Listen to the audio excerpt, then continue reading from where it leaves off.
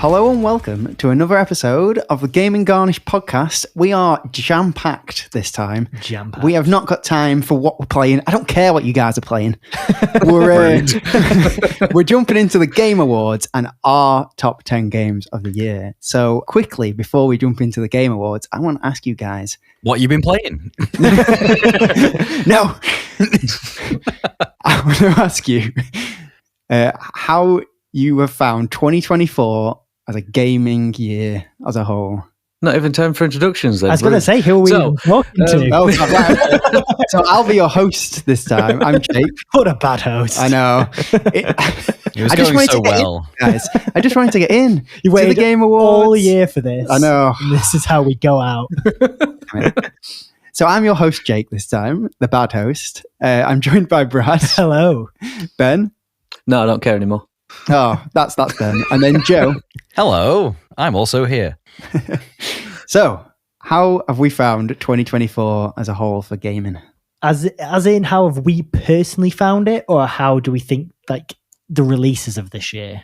I think a bit of everything. So the releases, like how you found it, and like the industry as a whole. Well, we've just had our Xbox and PlayStation Wrapped come through. Yes. Which is always a great time of the year. It tells you the top game you've played, how many hours you've spent, trophies, achievements. Or embarrassing, depending on how you look at it. Yeah, true. Mine looks worse than it is because my dog sitter has been playing my Xbox a hell of a lot. So Fortnite is my number one, and I've not played Fortnite in about 3 years. So Blame it on the lies. It's been really enlightening looking back on that because I think for me 2024 I've played a lot of games. I think a lot more than I played last year, and even writing our top 10 game of the years, like there was loads on my list. It's really hard to narrow down to get rid of a few on the top 10 which were really good. So I see, I'm feeling the opposite there. Great. Yeah, on my like Xbox history of games I've played, I think I've really just focused in on a few games. Like I was struggling to put a whole 10 games in there because some of them were like, oh, did I really think that was worthy of being in a top 10? So I struggled finding, like, making it into 10. You struggled, like, finding 10. Yeah, I got some honourable mentions, but I didn't want them to go all the way up to 10 and above. Feeling judgy, were we? No games were worth it this year, so I've got top 3. Top 3. I felt very indie this year. I've enjoyed indie games more than I have the big AAAs. And well, down to the pod really is why I've been playing so much. So I've quite enjoyed this year, to be honest. I feel like what you've said there, Ben, is quite reflective of the industry as a whole. Indies have taken it this year. Absolutely. Yeah, all the big AAA studios are flopping like Magikarp all over the floor.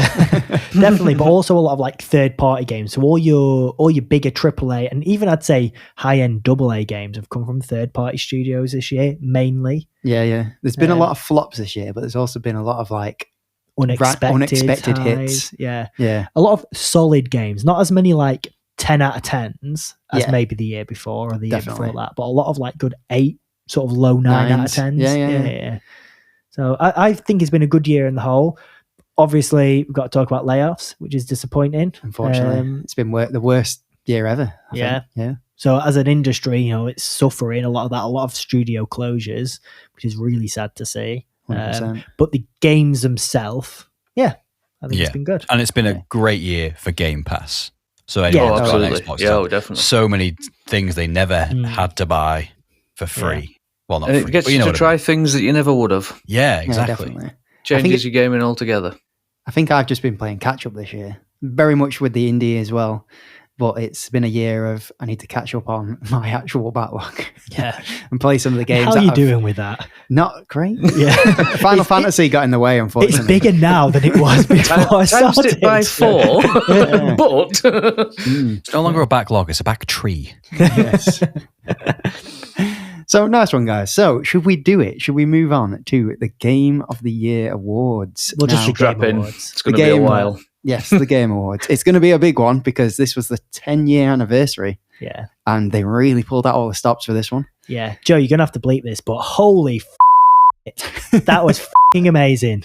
That was pretty cool. That's definitely been the best one they've ever done, I reckon. It was. Yeah. I think so. Yeah, I think 100%. So. Did everybody watch any of it, or I just about managed to watch it all before we started recording. Yeah, I was like a nosy neighbour looking through the blinds. I got short glimpses here and there while I was at work today, but in the end, I just had to do some research. I couldn't watch 4 hours of it. It's worth saying that we're recording this the day after. Yeah, well, so technically, it's on the day for us because it came out. It was at midnight UK time, wasn't it? So we it was this morning for us. This episode will probably come out sometime like a week later or something like that, won't it? Yes. But yeah, I was off today, off work. I'm actually off now till the new year, which is fantastic. So I spent all morning watching it. It was great. Nice. All I'm saying is I'm also off till the 7th. Nice. I'm off till the 6th, but just me and Jerry's got to work till the 20th. Ooh. The pain. But I was thinking of a way of how we're going to tackle this. So I'm thinking at first, the first section should be who actually won the awards. Yeah. Before we get into all the big trailers and everything. Yeah. So I'm not going to do them all. I dodged most of the results, so this is a good surprise for me. I think Joe's similar, aren't you? Yeah, I was mainly interested in the trailers. I watched the trailer. And waited for it'll be a surprise for me too. Nice one. Well, I'm happy to surprise Without further ado. Yeah, so I'm going to avoid the esports and some of the lesser awards. The lesser awards. That was rude. Wow. Sorry. Football's my favourite. Some of our less focusing awards. Yes. Yeah. That's a better way of putting it. The awards that Jeff Keighley does on the side. And rattles through them quickly. So first, we've got the most anticipated game for 2025. To no one's surprise, Grand Theft Auto 6 was the winner. Well, yeah. And there was a lot of good anticipated games on that list. There was. Any other year, any other game could take it, but I think Grand Theft Auto. And what were the others on the list? It was Ghost of Yotei, Death Stranding 2, Metroid Prime 4, Monster Hunter Wilds. What's that last one? Monster Hunter Wilds? Never heard of it. No. Never heard of it. No. I was going to ask you guys, did they cover it at the Game Awards? Because they've covered it at every other conference this year. Barely, actually, though. I think they mentioned it once or something. But no.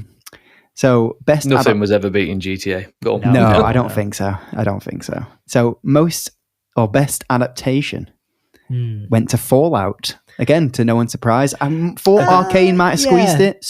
But Fallout, it deserves it. I said a few TV weeks show, ago. definitely. Yeah. I said a few weeks ago, I think Fallout will take it because Arcane's too new. And I think that is probably why. I think had Arcane come out a few months ago, I think Arcane would have taken it because I've seen both, loved them both. I thought it came out like a year ago, but only season 2 closing was this year.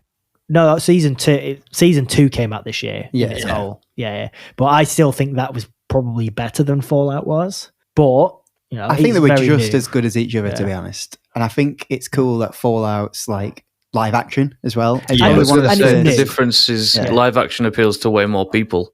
Because I but find this is that a critics thing, isn't it? Yeah. I agree. Yeah. But I think this is the first season. One of the first live action done game adaptations. Oh, absolutely. Because this is the first season. As you know, I'm bouncing about it. Difference, but no, definitely. But also, I didn't even twig till earlier today that the same actress plays Jinx and what's her face in Fallout?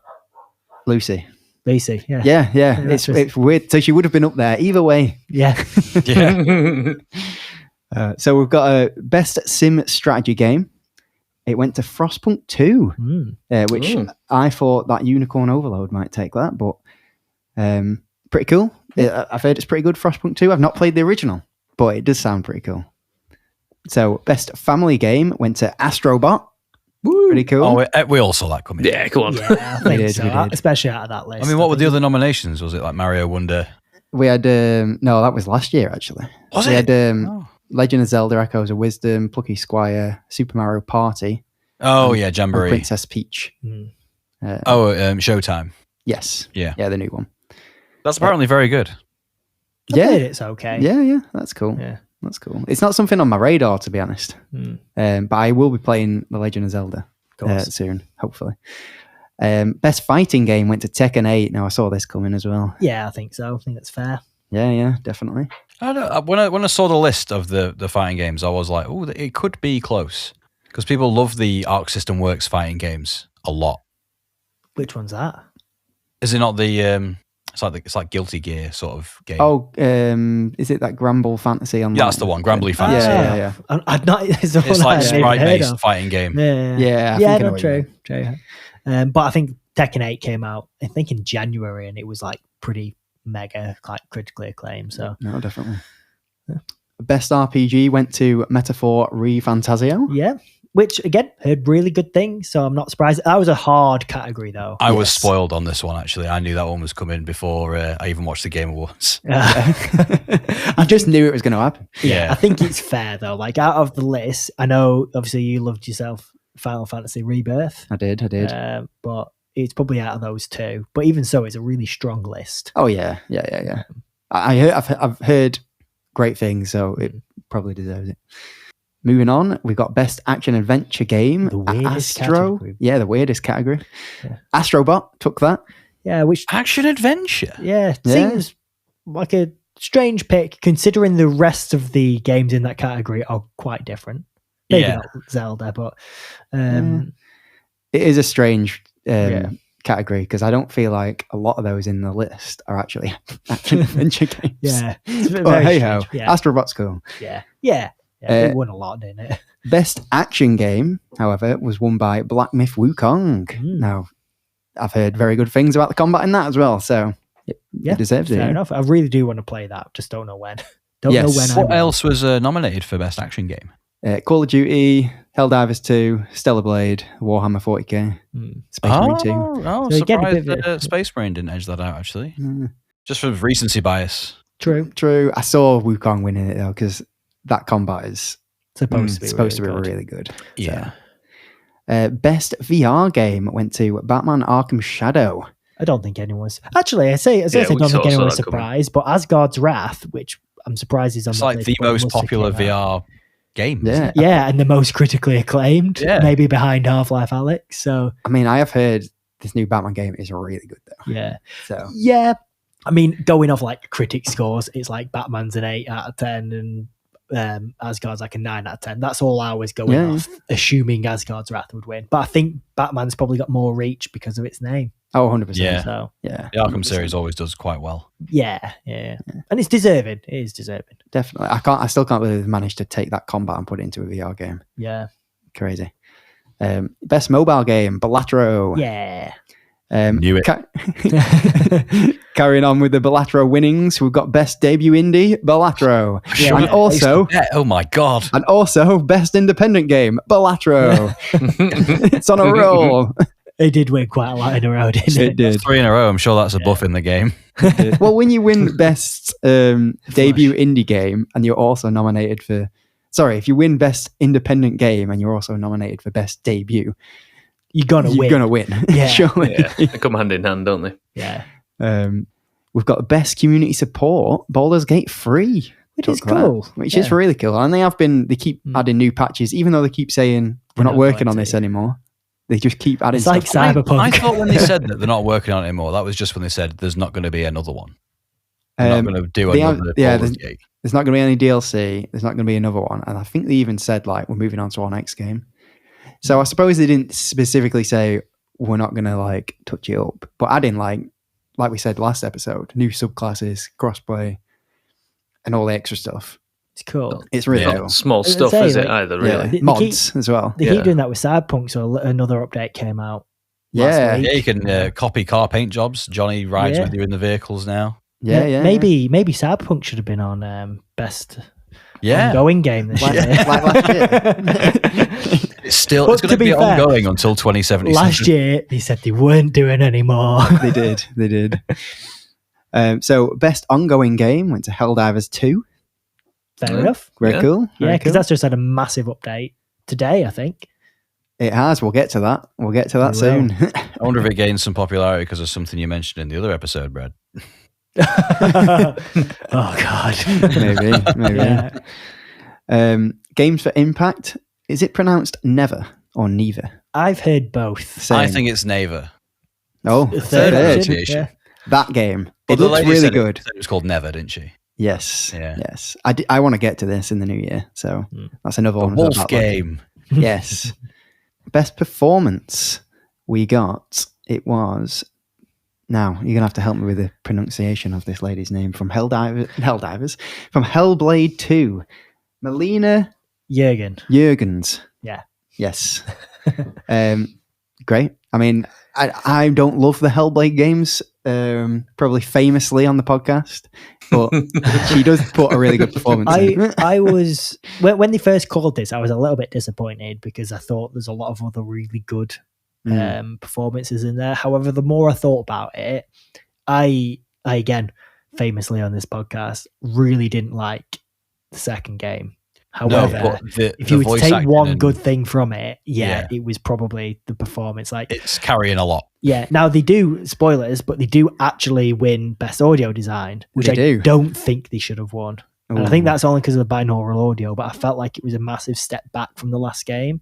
Like they didn't implement it in combat in the same way. But performance-wise, it was really good. Definitely. Well, Brad spoiled the next one. So who would you think should have won? Because it was Astrobot, Call of Duty, Final Fantasy, Silent Hill 2 with the other picks. Call of Duty. I think Call of Duty has been really good, yeah.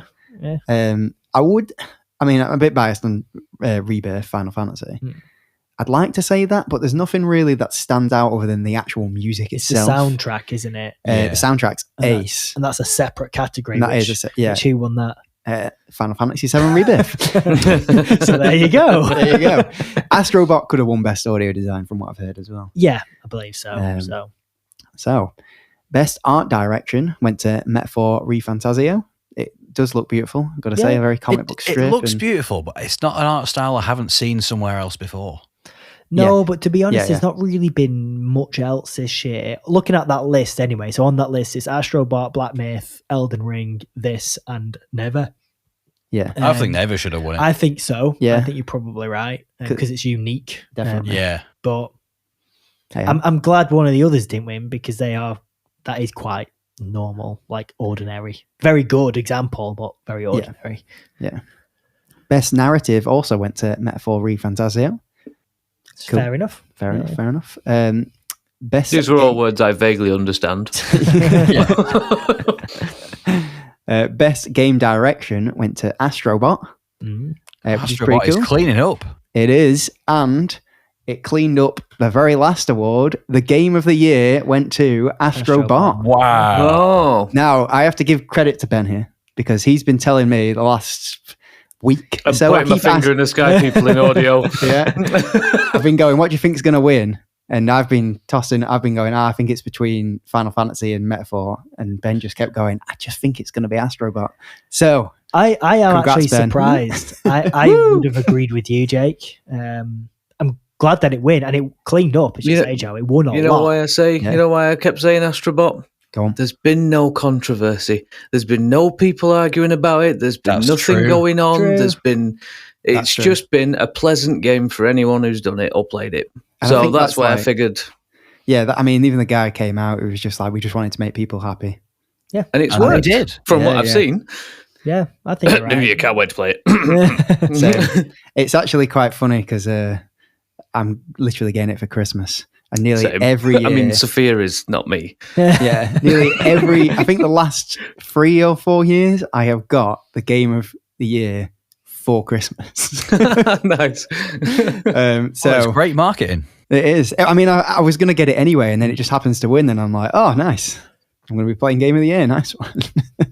Since It Takes Two won, 4 years ago. I've had it. It's been since then, at least. Since we're predicting Game of the Year winners, shall we move on to our user question? Yes, so we actually got a question in the Discord. It was an ask to do some research with the Game Awards coming up and everything.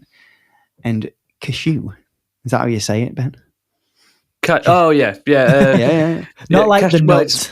It's Casheroo. Casheroo, yes. He asked us to look into basically the winners of the Game of the Year compared to the most anticipated game from the year before. Yeah, so how many games who win most anticipated go on to win Game of the Year the following year. Yeah. So we have a list. We do have a list. So let's have a look. We did our research. We did the research. I found the list, and then we didn't actually read it. So obviously GTA won this year, so we don't know next year's Game of the Year. But we don't. it's probably going to be GTA. Let's just say that now.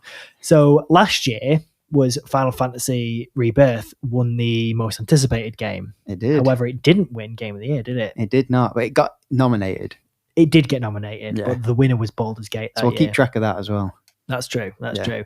The year before that, the most anticipated game was Legend of Zelda Tears of the Kingdom, which again didn't win. No, Baldur's Gate. But was it nominated for Game of the Year? And it was nominated. Yeah. The year before that was Elden Ring. Now, that's the first time Elden Ring won. Yeah, it's won. However, the year before that was Elden Ring again. So obviously it was most anticipated twice, but obviously it didn't come out. So I can't remember it getting delayed. So did it probably just not have a release date? Yeah, it's probably just people are excited because it's the next FromSoft game. And they're excited for the next trailer to come out. Yeah. But the year before that, Last of Us 2 was the most anticipated, and that did go on to win. It did. In its year. It did. Interesting that it's not really linking up, though. Yeah, well, again, the year before that, Legend of Zelda Breath of the Wild was nominated, but it was Sekiro that won. Ah, it did get nominated again. It did get nominated. Yeah. I thought that was the year God of War won. No, that was Red Dead, wasn't it? Yeah. So, by the looks of it, the year before that, No Man's Sky was the most anticipated game, which, Jesus, for some reason in my mind, that came out a lot longer ago. Yeah. It looks like my list has skipped a few years here. It skipped 2018. No, anyway. God of War won 2018. Yeah. But it wasn't the most anticipated game, I don't think. I think it was Red Dead. Ah, okay. Which would make sense on my list. Yeah. But yeah, so basically, without going too far back, it seems to be most games that are most anticipated don't end up winning. They are nominated. I think usually if a game's anticipated, it's probably going to be good. It's very rare that you get a game so universally hyped about that comes out and it's naff. You know? Cyberpunk 2077. Well, Cyberpunk wasn't bad. No, but it was anticipated for like 4 years. Yeah. But it didn't get most anticipated game. No, it's because nothing was being talked about. It had one trailer and then nothing for 4 years. Maybe we didn't know when it was coming out. Yeah, I don't know. Yeah, that's true. Until it came out. That's true. It's interesting because I'm just having a look at the list further back, and The Witcher 3 got most anticipated, but also won, and then won. Yeah, went on to win. But then the year before that, it was No Man's Sky. I don't think that got nominated. That even got nominated. So no, but again, that came out super buggy. So No Man's Sky is probably the only game on the list going back up to 2014 that was nominated. That was most anticipated, but not nominated. Yeah, every other game was nominated, but the only games that ever won both was Elden Ring, The Last of Us Part 2, and The Witcher 3. Yeah, which, funnily enough, are two of our favourite games of all time.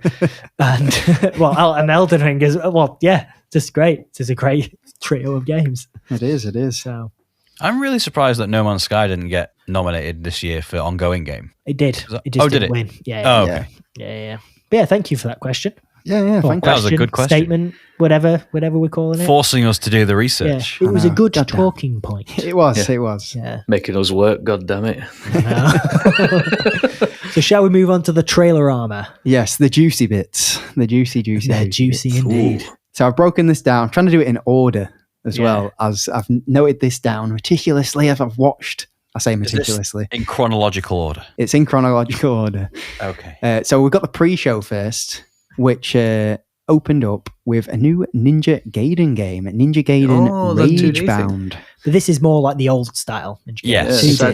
Yeah. It's like a 2D, very pixelated art style, retro. But look, it looks beautiful. And still as difficult as the 3D ones. It looks working now, isn't it? Yeah. It's cool. No, definitely. And apparently it's being made by the Streets of Rage 4 and TMNT Shredder's Revenge. Oh, that's good. It's got to be good then, yeah. So, Shredder's Revenge was one of my favourite games that we've played. It is interesting, though, because they're both beat 'em ups. Was that a spoiler for later? That wasn't this year. Yeah, it wasn't. True. They're both beat 'em ups, and this is like a different type of game, so I'm very interested to see how it turns out. I'm sure it's going to be good. Yeah. It's coming out in 2025. Cool. That's all I've said. So we're all going to rush through some of these, aren't we? Because there's a massive list. Lot. I've got 2 pages worth of games here. Yeah. So we've got One Move Away, got a trailer. I think that looked really fun. It did. It looked VR, but I don't think it is. Basically, you're moving out of houses, and instead of like moving out that game, you're packing your car. You're actually packing your car, and it's in 3D. Yeah. I'm in. Yeah, it's going to be like the opposite of that unpacking simulator. Yeah, there is something cathartic about packing your car and it all going in. Yes, kind of like Tetris. It's the Tetris effect, man. It's definitely. Except your car doesn't disappear at the end. Yeah. The funniest part is when you start and you fill the boot, and then you have to start filling the seats, but you know people are going in it. So then you're like, a human, get inside, and then hold this like duvet. Build it around them. I hope that's part of it, but it doesn't look like it is. It's download all over again. We got a trailer for Slay the Spire 2, which is pretty cool. People love the first one. Yeah. Content played it. But I might actually have to pick up the first one because it looks pretty good. It did look the part, I have to say. Like a card battler, but roguelike. Yeah.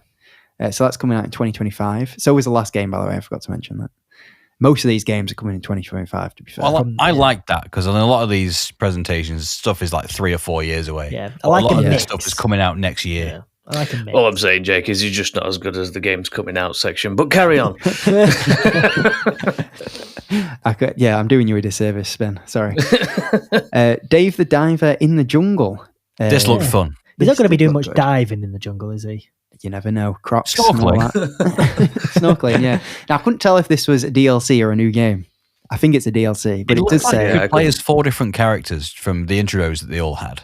Yeah, it's coming in late 2025, which makes me think it's more of a new game than a DLC. Yeah. I don't know enough about it. That's quite a long development cycle for the type of game it is, so maybe not a DLC. Yeah, well, we will see. We will see. We got a trailer for a very interesting game after that called Thick as Thieves. Now, it was a CG trailer made to look like it was gameplay. Yes. I thought was it not interesting. Gameplay? Definitely not gameplay. I don't think it was, no. I think it looked really interesting, like as a concept. And I really like the art style, but it was too good. I'm sure it was CG. It definitely, yeah. Something about it put me in mind of Fable. I think it just the art style and the fact it looked like a London city. I thought more like old-timey. Yeah, I thought Dishonored. Yeah. For people listening, it kind of looks like a Dishonored Thief sort of game where you are basically giving contracts to steal stuff, but it looks like an online multiplayer. So there'll be other people trying to steal the same thing. It said, didn't it, like persistent world or something like that, or online world sort of thing. Yeah. So you're trying to was people steal. roof hopping, wasn't it? Basically. Yeah. It could be really fun and interesting. I'm just my back gets up when they do a CG trailer to look like gameplay. I feel like if it's gameplay, great. If it's CG, great. When it's CG to look like gameplay, it feels like they're trying to cheat. It feels like lies. If they are doing it, they should say it at the bottom of the screen, even if it's in quite small text. Not actual gameplay. Yeah, but maybe it did. I didn't notice. It looked quite cool.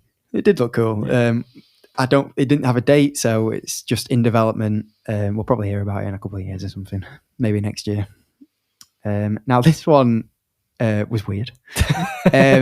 It's called Shadow Labyrinth, and it looked like at first I didn't notice the little guy was following the humanoid character around. There was this little ball following him the yellow around. orb with an opening mouth. Yes, and then at the end, this weird, like, monstrous Pac-Man comes out and starts eating enemies, and I was like, "Oh my god!" So I watched it back, and a little Pac-Man's following the guy around, and it's like a Metroidvania.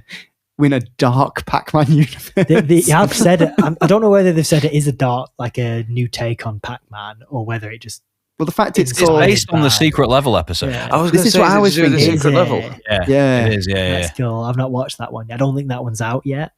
No, it is. It's my next one to watch. Perfect. Yeah, cool. Yeah. I've only watched 2 episodes of that so far, by the way. Yeah, I've only watched 1. I've first 5. Nice. But Shadow Labyrinth looks pretty cool. I can't believe they're going that way with Pac-Man, but cool. Interesting. Very. Tales of the Shire got a new small little gameplay trailer. I don't know if there was a date announced before this, but 25th of March, they said. I really thought that would have come out this year. Yeah, I think a lot of hands-on have been like quite negative about it, so maybe just need a bit more time to add more content and stuff. Yeah, they're not my sort of games anyway, but which it wasn't sold. I know me and Courtney are probably going to get it. She's a massive Lord of the Rings fan. And I'm a hopefully Valley fan. So hopefully that's a good mash of the two. And buy it Dad for his birthday. It comes out on his birthday, doesn't it? It does. I don't think he'd want it though. No. Don't think it's his sort of game. He used to like Doom. Yeah, that's fine. Just do it anyway. Yeah. For the bit. Now, there was a trailer for Stallcraft Operations. This one, I think, was it was just another like shooter, basically. It's what I remember from it. I think it looked kind of interesting, even though I didn't know what was going on. It looked like it could have been VR, but I don't think it is. No, I don't think the way they were moving around looked like VR creatures. Yeah, I thought it looked quite interesting. It's hard to tell because there was like a little bit of, I don't know if it was gameplay or not, but you played as what looked like small marine characters. Yeah. Yeah, it was strange. I believe it's a sequel of some kind. So hopefully there'll be a lot of people who played the first one who's really excited. So, but I don't really know much about it. No, same to be fair. 2025, that one comes out. Midnight Murder Club was the next trailer. I liked the look of this. Cluedo. Yeah, basically. First-person shooter Cluedo. Yeah, kind of. It looked like an online spooky-ish, but not that spooky multiplayer. You were basically in like a haunted house or something and killing each other. Yeah, it reminded me a bit of like Phasmophobia or something like that. But do you think you have to figure out who did it a bit like Among Us? Because the bullets had coloured trails related to each character. Oh, I don't know, actually. That would be an interesting twist. From the bullets. Yeah, definitely. Next up, we had Kyora, I think it's pronounced. It's kind of like a Terraria style game. Yeah, I thought this was Terraria when it was first. Well, the guys made Core Keeper, which I was told about a couple of weeks ago. Shout out to Martin Stones if he's listening, because he told me about it. It looked really cool. It is kind of like Terraria, like a big co-op game though. Maybe like, I can't remember if he said like 8 players, 16 players, something like that. But yeah, very much in the vein of Terraria. It did look really cool. Can't remember what the hook was. There was something slightly different about it, which sounded quite cool. 8-player co-op for one. That's pretty big. If that's true, I could be completely wrong. But it's very, very well received. So, hopefully cool. This is another good one. Nice one. Now, we had something from the creators of Sifu up next, and I didn't know quite how to feel about it, to be fair. Because it's called Rematch, and it's like a stylized arcade football game. It's just not what I wanted them to do next. So when it came up, Rocket League when it came up from the creators of Sifu, and it showed that back shot of the guy, I said, "Oh yeah!" Literally, here we go. Verbally, like I was making my breakfast at the time, I verbally said, "Oh yeah." And then as he walked out into the pitch, I went, "Oh no!" I was very, very disappointed. However, it does look good. I will say it looks interesting, and I feel like we all had that reaction. Definitely, I think my concern with it is that people who play games and really like football are pretty well serviced by FIFA, and that's what they're going to play. Yeah, they're probably not going to play anything else. People who play games and don't like football aren't going to play this. So I'm just a bit concerned about who it's going to be for. Where does it fit? Yeah, and hopefully, it breaks into that crowd of people who don't really like football, but it's a fun enough game. Like how Rocket League is basically football with cars. Is this going to be kind of? It looks very arcadey because you can like kick the ball off the walls and stuff like that. Yeah, I think if it's got local co-op, it'll be a good party game. Yeah, you could do 4-player. Might be like FIFA Street. Yeah, but if it's got the same sort of like feedback, like gameplay feedback that Sifu had, it could be really cool. Definitely. What were you going to say then, Ben, about Mario Soccer? If it's down this line where it's you like you say, bouncing off the walls and it's got an edge to it and it's something different, then it'll have a place. I actually really like that. I did too. It worked, and I hate football with a passion. Yeah. Anyone remember Blood Bowl on the Xbox? Oh, yes. That was a fun version of American football. That was ace. I remember Sensible Soccer, FIFA Street. Yeah. There's quite a few we played. I'm going to be like slightly optimistic about it because it's slow clap. And Sifu was amazing. I just wish there was more Sifu. That was it, really. Maybe that's the kicker. You just kick crap out of each other. No pun intended. Maybe you just kick the balls into each other. Yeah. I'm hopeful for it. I am hopeful. Yeah, guy just brings a bat with him. It's not going to be something I pick up immediately. No, and it's a multiplayer game, so I hope they've made some sort of deal to get it on like PlayStation Plus or something like that, or Game Pass, just to get more people on it. So. If it goes on Game Pass, I'll have a go. But other than that, I definitely won't buy it. It's just not. I don't look twice at it. I'm afraid. It looks very pretty as well. I'll say that. I do like his art style, or their art style. Slow Clap's very good. So to round off the pre-show, so this was all in the pre-show, we got a trailer for Celeste 2. Now, I'd never heard of Celeste 1. Is it not just Celeste? No. This completely different. So I did a bit of research, more research, whipping out the Google, typing away. It's very Baldur's Gate. Yeah, because it's D&D. It's officially D&D 5th edition. Yeah. Turn-based RPG. It's turn-based RPG. The original graphically looked pretty terrible, not going to lie. But this one's a step up. That came out in 2020, I think. But this is quite a considerable step up by the trailer alone. And it's coming out in early access in 2025, much like Baldur's Gate did. So fingers crossed, touch wood. It could be a really good one to keep your eye on. Yeah. Especially for D&D and Baldur's Gate Especially fans. They've given it long enough since Baldur's Gate to come out, because I feel like people now will be yearning for more. And since Dragon Age came out, that's the next biggest fantasy game.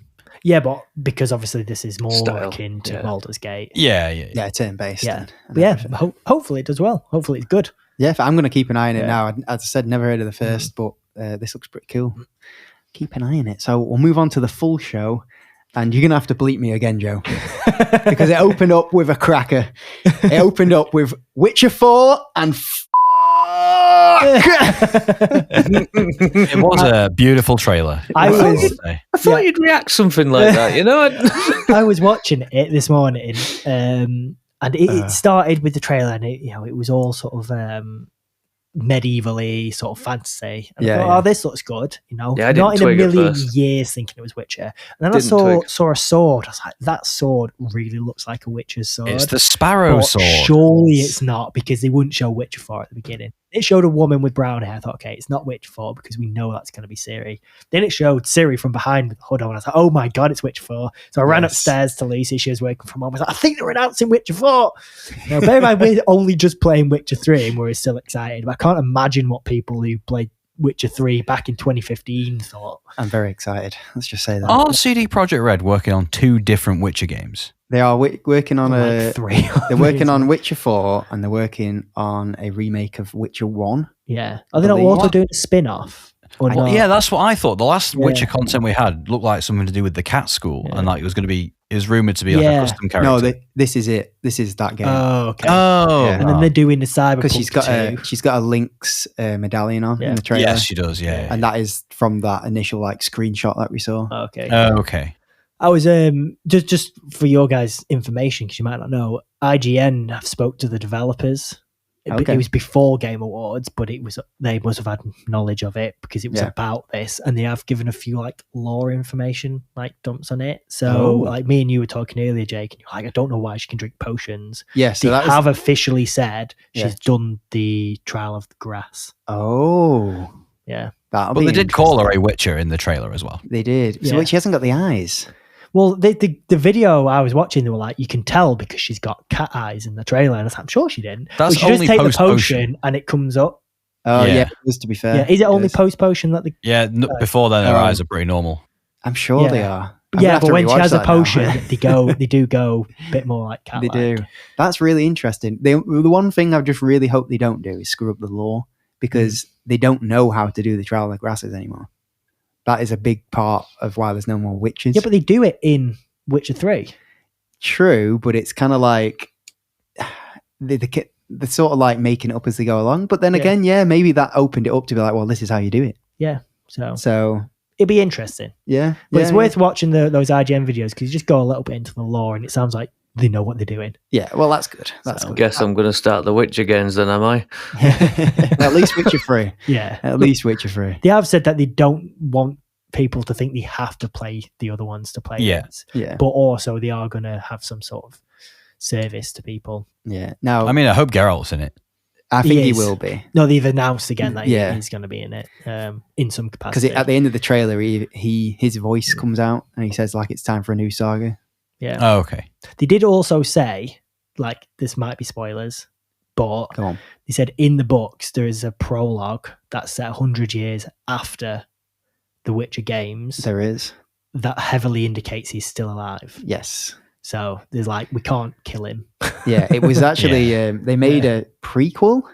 Yeah. The guy who writes the books made a prequel after the third game came out and it's a prequel before like some of the books as well. And it weirdly ends with a massive jump into the future and somebody meeting Geralt, or it's heavily indicated it's Geralt. Yeah. He probably did that because he was like, I'm not having you kill him. Yeah. Well, it was after Witcher 3, so I don't, Yeah. But it is interesting that he did that. It's interesting that he was like, oh, I'm going to tie it into the games in that way. Yeah, because he hated the games. At first, yeah. Well, he worked with him for the first one, but I think he had a bad experience because they were new. And the first one isn't great, not going to lie. Yeah. It's not a great game. But it's hard to play. But they got there. Yeah. Witcher 3, yes. I did notice some cool things in this trailer. The fact she only has one sword, but her other weapon is that grapple. Does she? She had two, yeah. She only fought with the one, but she had... because it was a beast. Yeah. So she only fought with the silver sword, but she did have two. She had two. She's got that cool grappling hook. But that was. I think that's going to be the new crossbow. Yes, I think so. And then she had like lightning powers, which you don't get in. Yeah, I did put in my notes. Looks like new runes. Yeah, or new ways to combine. She doesn't have to use signs. She can use full-on sorcery. So in the book, she learns magic, but she actually loses touch with the magic in the books. Yeah, but she can get it back. So she could get it back, or it could be part of her like riding a bike. Like her blood is like the elder blood. So anything they could, as long as they like explain it lore-wise, I'm all down. Yeah, for Ciri taking over, because it was heavily like indicated that it would be in the last game. It's very cool. It's very cool. So then we're like, okay, big one out the way. It's gonna die down. It's gonna slow down. It's gonna sell. But instead, they came out with a game called Elden Ring. Have you guys heard about it? Most anticipated game of 2025. Elden Ring Night Rain. Yes. Yeah. So this one came up, and I thought this game looks quite a lot like Elden Ring. This team must have taken some inspiration, and I was like, no, this is Elden Ring. What is going on? I was like, this has to be Elden Ring. Yeah. I was like, they've just said they're not going to do Elden Ring 2 for a while. They're not working on it. So I was like, this isn't Elden Ring 2, but what is it? It's like a 0.5 game, isn't it? Well, so it's actually a co-op roguelike. I was going to say, they've removed the silly in-game crap that you can join your friend, but when you've beat the boss, you get kicked out again. So people, again, have actually played this. Behind the scenes, so there's a few like reports, you can read of people who've got some hands on, and it's I'm sure it's like a roguelike. You pick your boss who you're going to fight at the end. So they've kind of likened it a bit to Monster Hunter, where you go after obviously a monster, and then you go through like a level. That's your roguelike. Get as far as you can, try and beat the boss. We all know the hardest one's going to be those prawns of Liurnia. Oh god, those sniper lobsters. I don't know how much new content is going to be in it, but let's face it, there probably will be. Well, haven't they said that the map is like a condensed version of what we have? Everything's just a lot closer together. Well, I imagine it's Limgrave and Liurnia were both on show there, and it's probably sections from each one as well. Because if it's a roguelike, they'll condense it all together. Might not be randomly generated. I don't know. But then you'll probably have some new weapons, some new enemy types, some new bosses. Definitely. Some of the abilities looked incredible as well. Yeah, there's new stuff. You basically can fly. You can loads of movement. Climb up walls, like mantle stuff. So it seems like they're testing a bunch of features. Yes. And then maybe all that will come in a future FromSoft game. Yeah. It sounds very really excited cool for this. I mean, I don't know if it's quite like a Bosch Rushy sort of like game with friends, or if it's like a proper open world. No, it's a roguelike. I feel like it's like a roguelike. Yeah, so I think it's level based. Yeah, okay, that's cool. I've also heard that they're adding stuff from other Dark Souls games and whatnot, like enemies. It'll be cool, and that comes out next year. Yeah, that comes out 2025. They said, which crazy that they've been working on that in the background. It also said, if anybody else picked this up, coming to PS4 at the bottom. What? I didn't see that. Yes. Did Shadow of the Erdtree? I imagine so, because Elden Ring, but not always, because when will you drop these consoles? I know. It's but to weird. be fair, if the game runs, because it does, because Elden Ring did, it's kind of silly not to. Yeah, I agree. But, Jedi Survivor runs on it. Actually, apparently better than it did on PS5 when it came out. So. Wow. But yeah, so they were a pretty intense start to the show, wasn't it? So just because I'm really excited for Witcher 4, I want to go back to it before we move on. Okay. I just want to say that they haven't given a release date for this, and I'm pretty certain we're years away. Yeah, I don't. Earliest will be 26. I think 27. 26, but I think more like 27. Yeah. Same. But we can move on now. Sorry, guys. Very quickly, Final Fantasy VII Rebirth is coming to PC in January. Yep.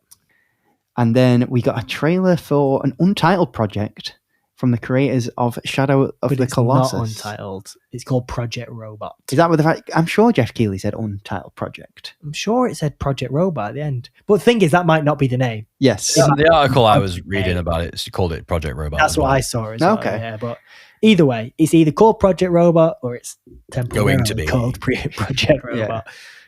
Didn't show much. It didn't. It just very artsy. He basically said, Jeff Keighley, like, open up your imagination or something. Yeah, it looks a bit like Shadow of the Colossus, where you're climbing big robots. Creatures. Yeah, but they drive his head away at the end. Yeah. But it's sci-fi. Yeah, and it took me a while to realize that the robot voice was actually speaking English as well, because it was that garbled. It was like counting down the launch. Yeah, it was. Yeah. I don't know much about those games. I've not played any by the developers, but I've heard they're really good. They're loved by the fans. Exactly. They usually have nothing bad to say about either of them. Yeah. Well, I've heard a lot of bad things about The Last Guardian.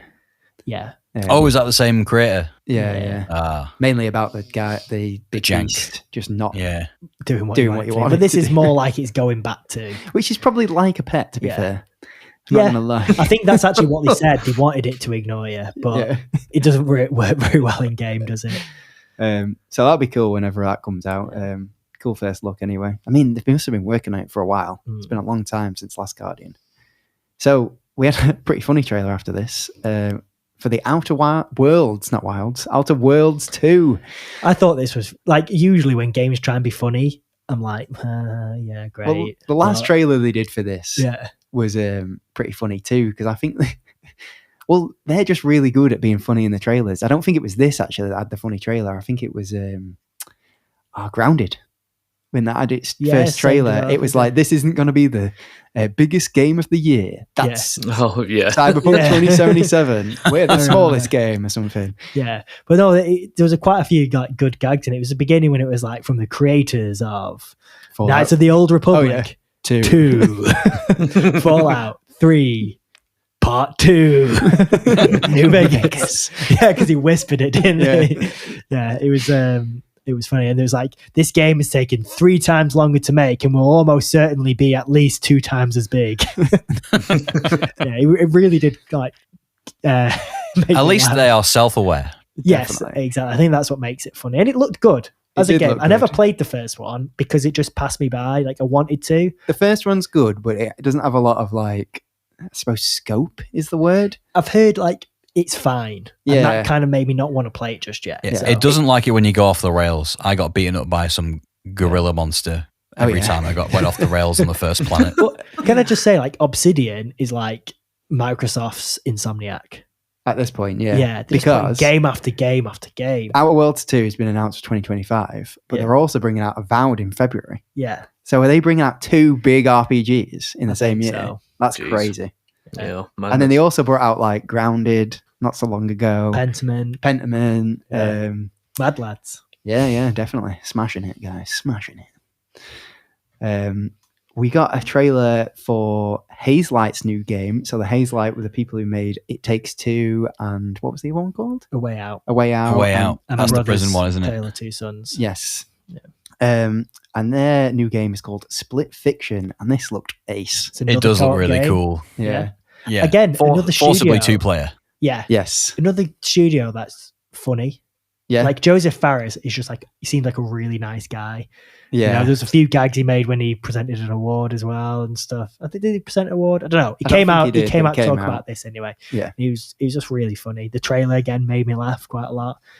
Showed a lot of stuff off, or a few different gameplay mechanics. Yeah, so I think the premise is there are these 2 ladies who are both writers, and they both write books. One of them is about fantasy, and one of them is about sci-fi. or set in those sort of worlds. And then they go to this like virtual reality like simulation place. Yeah. It's this company that helps you write your book by putting you in the world. Yeah, that's it. And then they end up getting merged to something into one world, and they're essentially trapped there and they're trying to escape. But it keeps flicking between fantasy and sci-fi, and it's got like all the mini games that you expect from It Takes Two. It just look, really cool. Yeah, I'm excited to play this, and this comes out in March. Yeah, March 6th. So crazy. It's really cool. Yeah, it's crazy that comes out so soon. And you only have to buy one copy. Yeah. Oh, really? Yeah. Oh, tremendous. Oh, because it's couch co-op. And multiplayer as well. So if you play it multiplayer, only one person has to buy it. That's insane. So if I bought it on my Xbox, let's say, and went, you'd be able to invite me to it, and I didn't have to have the game. Yeah. Wow. I know. It's cool, isn't it? It's cool. More games need that. They do. They do indeed. Just more co-op games like this. Yeah. Definitely. Well, we'd commented on that a while ago, didn't we? And they're actually doing it by the sounds of it. So I'm actually sure there was a few DS games that did that. I've heard of like local games do that. Yeah. They only had the online portion of the game. Mario someone Kart else could join you. Yeah, Mario Kart did. I remember. Yeah, Mario Kart. But you could only play certain things. Yes. But yeah. In fact, I think like the guest could be like an exclusive character. I think you could be like Shy Guy or something. Wow. But no, you couldn't in the game. Something like that. Anyway. So moving on, another game coming out March 6th, funnily enough, Fragpunk. Do you remember this from, was it Summer Games Fest? I think it was shown. So first person shooter with cheats. Yes. Yeah. And you get we like Big Ed mode. There is quite a lot of gameplay for this out there. I think a lot of content creators have got like beta access or something. Personally, I don't think it looks as good as it does in the trailers. It looks a bit more restrictive than it actually makes it out to be in the trailers, but it does trailer really well. No, and that's true. Maybe when it comes out, it is free to play, isn't it? Yes. So it would be worth picking up, definitely. I might give it a go. I don't know. I'm a bit burnt out on these sort of games, to be honest. So the next game is Killing Floor 3 by Tripwire. So I played Killing Floor 1 and 2 because I think they're PC only. I don't know if they're on anything else. At least they were PC only at the time. They're basically just imagine COD Zombies, but its own game. Okay. Basically. So it plays slightly different because obviously it's not COD. But, I have to admit, when I watched the trailer for it, I thought it was two different games. One was called Tripwire and one was called Killing Floor 3. So I must have got confused there. I must have been doing something else. Yeah. No, it looks very much the same as the last ones, but the last ones had more like realistic weaponry. This one looks a bit more future-y, which I don't like as much, but I don't know. Hopefully it'll be a good one for the fans. Yeah, definitely. Yeah.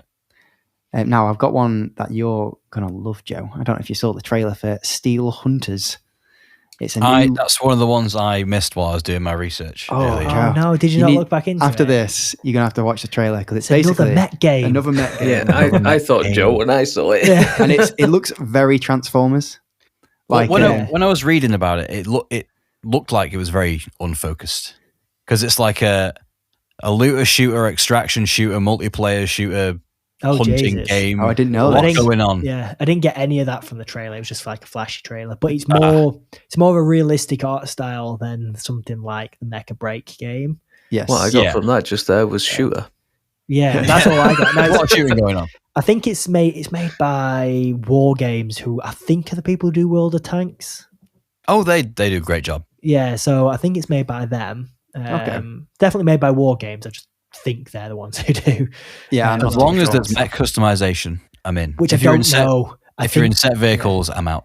I'd probably say set vehicles. I think it is. Yeah. But it does look cool. They look like cool vehicles. Yeah. So give it a look. Maybe you'll like it. It looked like more my cup of tea for a mech game. If that makes sense. They didn't give a date on that, so we'll probably hear more things in the future. Yeah. Black Frost: The Long Dark 2. Now, I'd never heard of the original. No. But apparently it's a snowy survival game. That's what it looked like. It looked a bit like The Last of Us with a slightly different coat of paint. Obviously, it won't play anything like that. I've heard of a game called The Long Dark. I didn't know if it's... That must be it, the first one. I didn't know it had a prefix like this one does. I thought it was just called The Long Dark. I think it was. It does ring a bell, yeah. And then this one's called Black Frost: The Long Dark 2. So it's like Senua's Saga Hellblade 2. Yeah. The prefix, it's a prefix rather than a suffix for some reason. Yes, yeah. But it looked nice. It didn't really show much, but no, like a nice art style, and like not realistic, but like almost a bit like what's it called that we played recently? Jusant. Yes, yeah. Borderlands 4 got a new trailer. Oh baby. Oh, now yes, this is pod racing. I saw, the pod racing. This looks amazing. Yeah, just because of the pod racing. I always forget you're a big Borderlands fan. Yeah. It looks like there's another enemy type. Yes. Well, I want to go into this because I think this might be future spoilers. If you're watching this, if you listen to this after the Borderlands 4's come out, I think it's Hyperion and the Vault creators merging together. Okay. Because it looked like there was a man in charge, but the things look like those aliens, like the Vault dwellers. I'm going to take your word for it, Joe. Yeah, because I can't remember anything. A lot of those words are going over my head, if I'm honest. Hyperion's normally the big bad. Yeah. Anything that's got yellow on it, Hyperion. Okay. Yeah. Yes. Yeah. And they look like they were fighting the Psychos. Yeah, I love how the new Psychos look. How they're going even more Mad Max with it, but with mechs. They almost look like they were being controlled by the woman. Yeah. Yeah, maybe. I think the new heroes look quite good. We didn't get a good look at like what they can all do. Yeah, I think aesthetically they look a bit Overwatchy. Maybe, yeah. In terms of like how they're shaped and like the hairstyles and stuff, they look very. One of them had two swords, which is quite cool. Yeah. One of them had like a boomerang ability as well. I didn't feel like I got a good look at them because they just looked a bit generic to me. Yeah, I think when I say they look good, I think they look generic visually. Yeah. But like the little bits of gameplay we got. Yeah, the gameplay looked interesting. Yeah. No, definitely. Yeah. And I like that they've updated the art style to not be as cartoony, but it still has all those lines. Because I think how could you make it better graphically? You know what I mean? It was a bit restrictive. I'm glad they didn't throw loads of really crappy puns at us as well. Because there's some funny game trailers in there. Was there any words at all? No, I don't think so. I think it would have been embarrassing if Borderlands tried, because usually they try and be funny, and most of the time it's not. Yeah. And most important of all, it's fully open world. There's no more zones. Yeah, they come out and said that. Cool. That's cool. In the article I was reading about it says it's a fully open world. That's why in the trailer it says it's time to be free. Oh, cool. That makes sense. Yeah, cool. And Claptrap's back. Of course. He was in it. Is that a good thing? Yeah. Nice. A quick one. Clive Rosfield from Final Fantasy 16 is coming to Tekken 8 next week. So probably when this is out, it's already out. Yeah.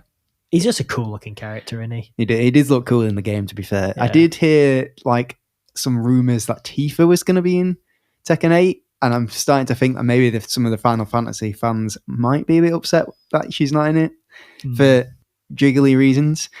I would have thought they'd put Yuffie in, because I'm sure she's been in fighting games before as a third-party character. Yeah, well, to me, it'd make more sense of Tifa because she is like a martial artist. Yeah. So, but Clive Rosfield, really cool. So, Clive is just such a non-Final Fantasy name. I know. He's just like the guy in the office. But he looks cool. Good old Clive. Now, Splitgate 2 got a short little trailer. Looks pretty cool. Looks like Splitgate 1, but better. This is like the Portal online shooter, isn't it? Yeah. Which, it looks cool. Definitely. Did they say it's going to be free or not? Or if it's coming to console? I don't know. It will be coming to console, I think, but I feel like it'll do better if it's free, but we'll see. I think so, yeah. Now, for Joe, again, we've already slightly mentioned it, but Mecha Break got a new trailer. Looks mental, mate. Can you tell me what's going on? Because all I saw was lasers. It was just very overwhelming. I didn't get to watch this. I've not had time. Oh, no. All day. Yeah, it's overstimulated the game. Yeah. I mean, it looked really, really, really cool, but I don't know how I would be able to tell what I'm supposed to do. Armored Core 6 might have been training for this game. If we all play that, Joe will just destroy us. 100%. It'll be like Smash Bros all over again. Spring 2025, so pretty soon. Oh, yes. Oh, my God. I hope it really doesn't come out the same time as Monster Hunter. I'll be spoiled. Well, Monster Hunter is Feb, so spring will be just after. Not enough time. Yeah. Maybe April. February and November, I'll be playing Monster Hunter. So yeah, that's true. That is true. So there's a brand new Virtua Fighter coming out. Now, there wasn't a lot shown here at all. No. And it literally just said, learn more after the show. They're doing their own show to show off Virtua Fighter. So... It was just a guy kicked another person through a wall. Now, people love the... If you like Virtua Fighter, go and watch the direct that they're doing. Because it's kind of always been like Virtua Fighter, Street... I can't remember what it's called. Street Fighter, Tekken. Yeah. They were like the big three, and the Mortal Kombat was more SNK. SNK. Oh, sorry, King of Fighters. Oh yeah. I mean there was loads, but there's loads. But those three were like the main ones that had more staying power. And then I feel like Virtua Fighter dropped off a bit as Mortal Kombat was bigger in the West and kind of took over. And then it became those three. So hopefully there's still room for Virtua Fighter. We'll see. We'll see. A cool looking trailer for something called Project Century came out. Now, I've written down here in my notes, it looks very Yakuza, but it is actually by the same team who make the Yakuza games. I actually thought when it started raining, well, first of all, it was set in 1915. Yeah, 1915. Yeah. So when it started raining and he was fighting people, I thought it looked like Sleeping Dogs. I got really excited. I remember that game. Yeah, because that was ace. I'm thinking, is it going to be a new Sleeping Dogs, but set in the 1900s? Thought that could be really awesome. Then it wasn't, but maybe it's going to play similar because it looked like it played. It looked like it played like Yakuza to me. But less flashy. Fighting. Yeah, because it's like a Dragon Ishin that's set in the past. Yeah, where it was less like flashy, sort of over the top combat. So I like the more grounded look of this one. Yeah. No, it does look good. I mean, our other episode will be out when this comes out, so we're playing Yakuza Like a Dragon. Maybe that'll give us the bug. That's true. Yes. Next backlog game. One I didn't expect to get a new game, Turok. I know. Origin. So this was the one I was mentioning earlier, Jake, when I was saying to you, like, I was watching this trailer and it was like sci-fi looking guys in a jungle and there was dinosaurs. I thought, it's Ark. It's like, I thought so. But then I thought, because it was Saber Interactive, new game. It's like, okay. So I thought Saber Interactive don't do Ark. Like, what is this about? Yeah. And I was like, is it Turok? Because I love Turok. And then it was. Yeah. I was buzzing and it showed a smidge of gameplay. So it looks like they're using maybe the same engine again. I almost thought it looked very Remnant-esque. Do you think? Like that, because it's like third person over the shoulder. Which Turok is always first person, which is weird. Yeah. But I thought, because it's Saber Interactive, I thought it's going to basically be like, what was the game we played? The Dino Robot Exoprimal. Exoprimal, but without the mechs. You could have swarms of raptors. Maybe. But, I hope not, because I feel like they might overdo it if they just keep doing that. If they do a third game with different skin. Yeah. But still, I love Turok. Yeah, I'm hoping it does really well. The last one I played was on GameCube. Was it called Turok Evolved? Evolution, that's it. I love Turok. I think it was 64 last time I played a Turok. I never played the really old ones. Evolution was my first one, and then the one they did on 360, which was like an underrated gem. Yeah, I really like that. Yeah, it was even a weirdly good multiplayer, tacked-on multiplayer. Yeah, because I remember the knife was a one-shot kill and it did an animation. Yes. So everyone was running around with a knife and it'd get like but assassination. You could like stop the animation if you shot them quick enough, I think. Yeah, it was good. I love that game. It was great. Yeah. Back when that was the thing, because I remember Halo were introducing that. Yeah. With the back animations. Oh, yeah. The takedowns. Yeah. So Halo 3 brought that in. I think that was Reach. Yeah, you're right. It was Reach. Yeah. Also, I've just seen the trailer for Mecha Break on my phone now. I agree with you. That's just lasers. It looks cool, but I'm blind now. Yes, I can't see. So Helldivers 2 is getting an update, Omens of Tyranny, with a whole new threat. And it comes out today. Yes, it does. Yeah, so today on recording, so last week. Yes, when you're listening to this.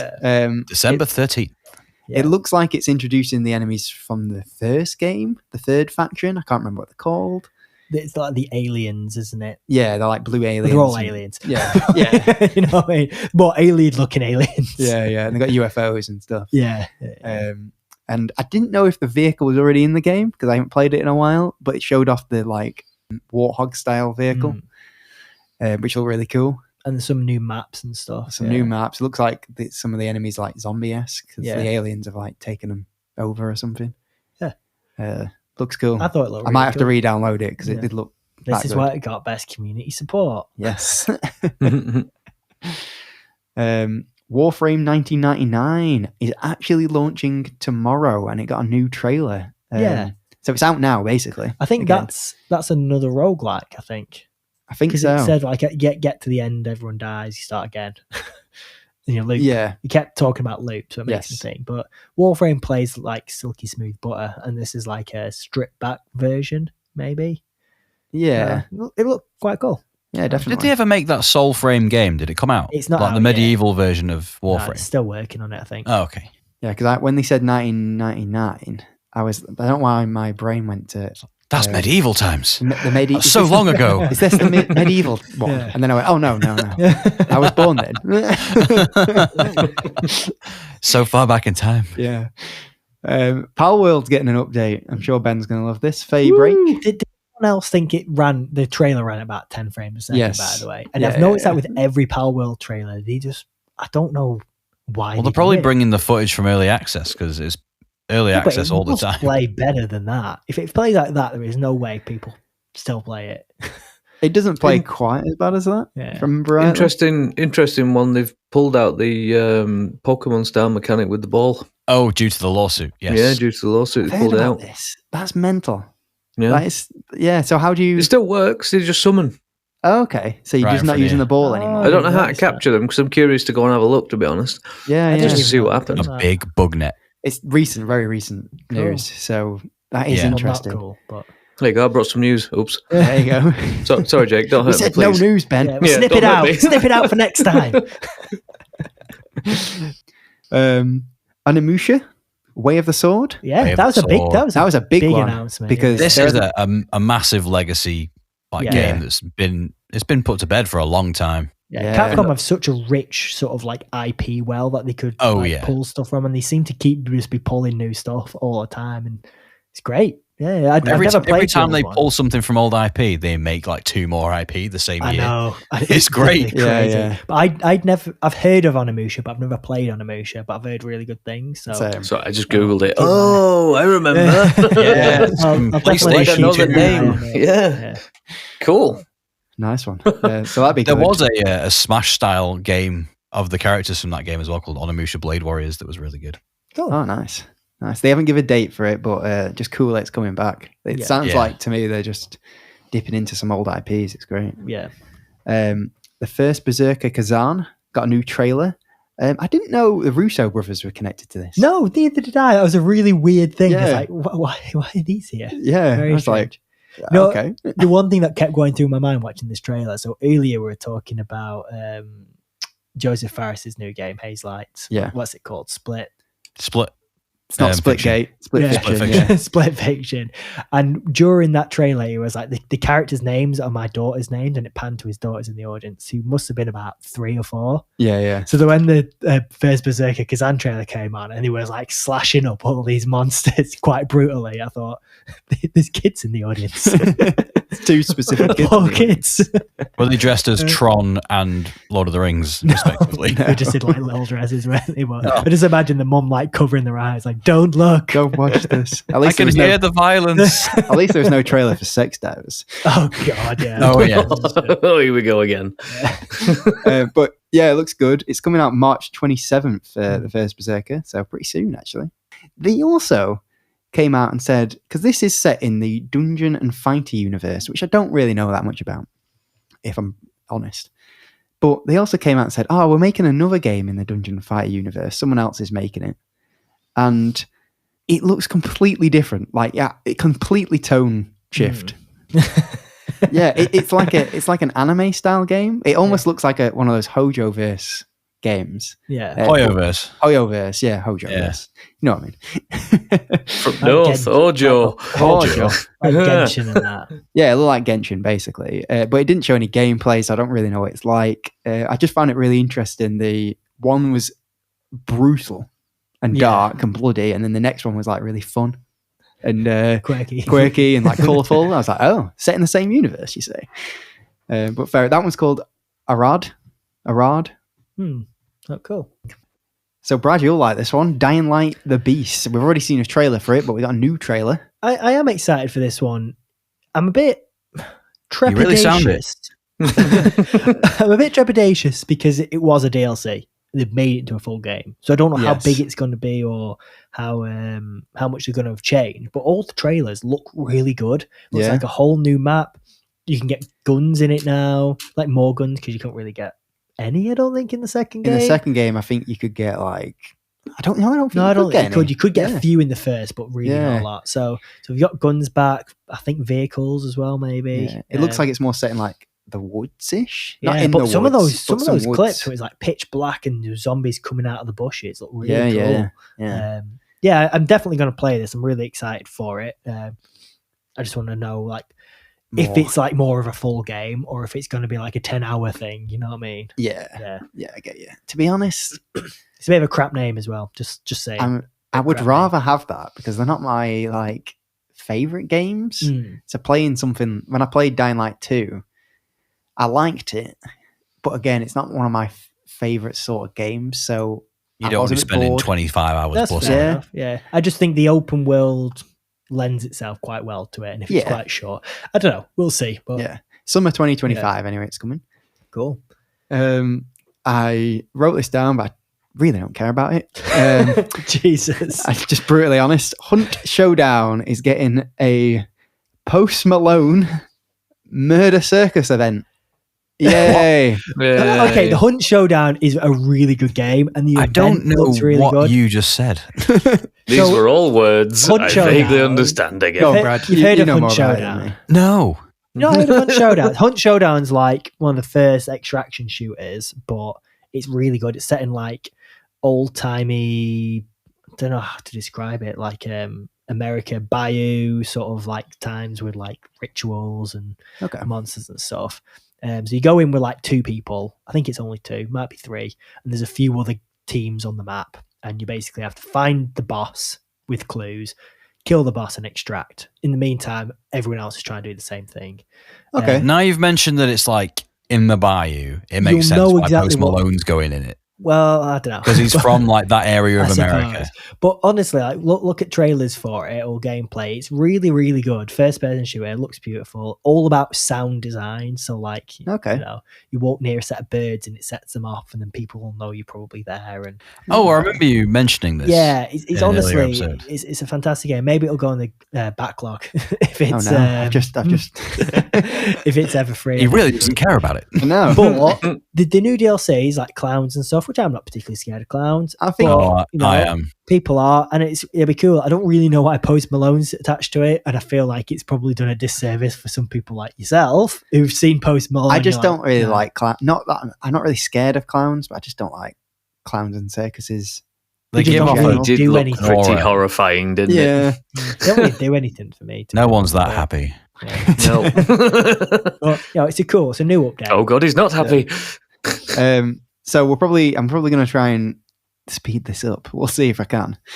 Fortnite Ballistic, I believe it's already out. It's basically Fortnite's take on CSGO. Yeah. It is just like no building. That's it. Yeah. Well, it's first person as well. Yeah. Oh. Yeah. That's an interesting take, actually. Is this a list of rapid fires, Jake? Yes. Squid Game, the game, another trailer. It's actually coming out December 17th. So when this comes out, it's probably out. Look pretty bad. Weird looking game for the animation and then blood everywhere. Carry on. Yes, it did. Stage Fright. This I do want to slow down a bit. Funny trailer. Because it looked good. Yeah, actually. Well, that never rapid fired, did it? It did. I've rapid fired too. This is by the people who did Overcooked. Semi-auto. Yeah, double-barreled. The people who did this is by the people who did Overcooked, and it looks like they're going like more co-op, where it's like It Takes Two. Yeah, another split screen action adventure, you could say. Yes, yeah. But it looked good. It looked like you're almost in 2 universes. It's like split down the middle. Wait, split fiction?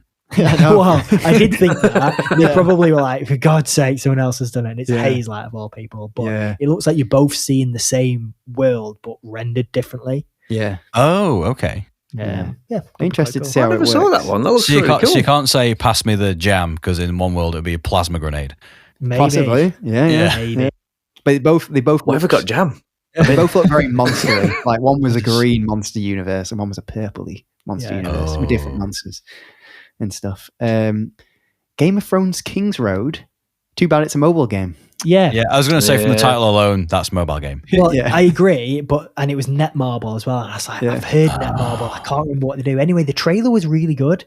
It had all the likenesses from all the characters from Game of Thrones. So like Jon Snow, or Kit Harington's Jon Snow was in there. Tyrion Lannister. I didn't see Tyrion Lannister in there, but the other Lannisters were in there. Cersei, because he's in bloody everything. But they all looked right. You know, so I was like, don't know whether the voice actors were right, but you know.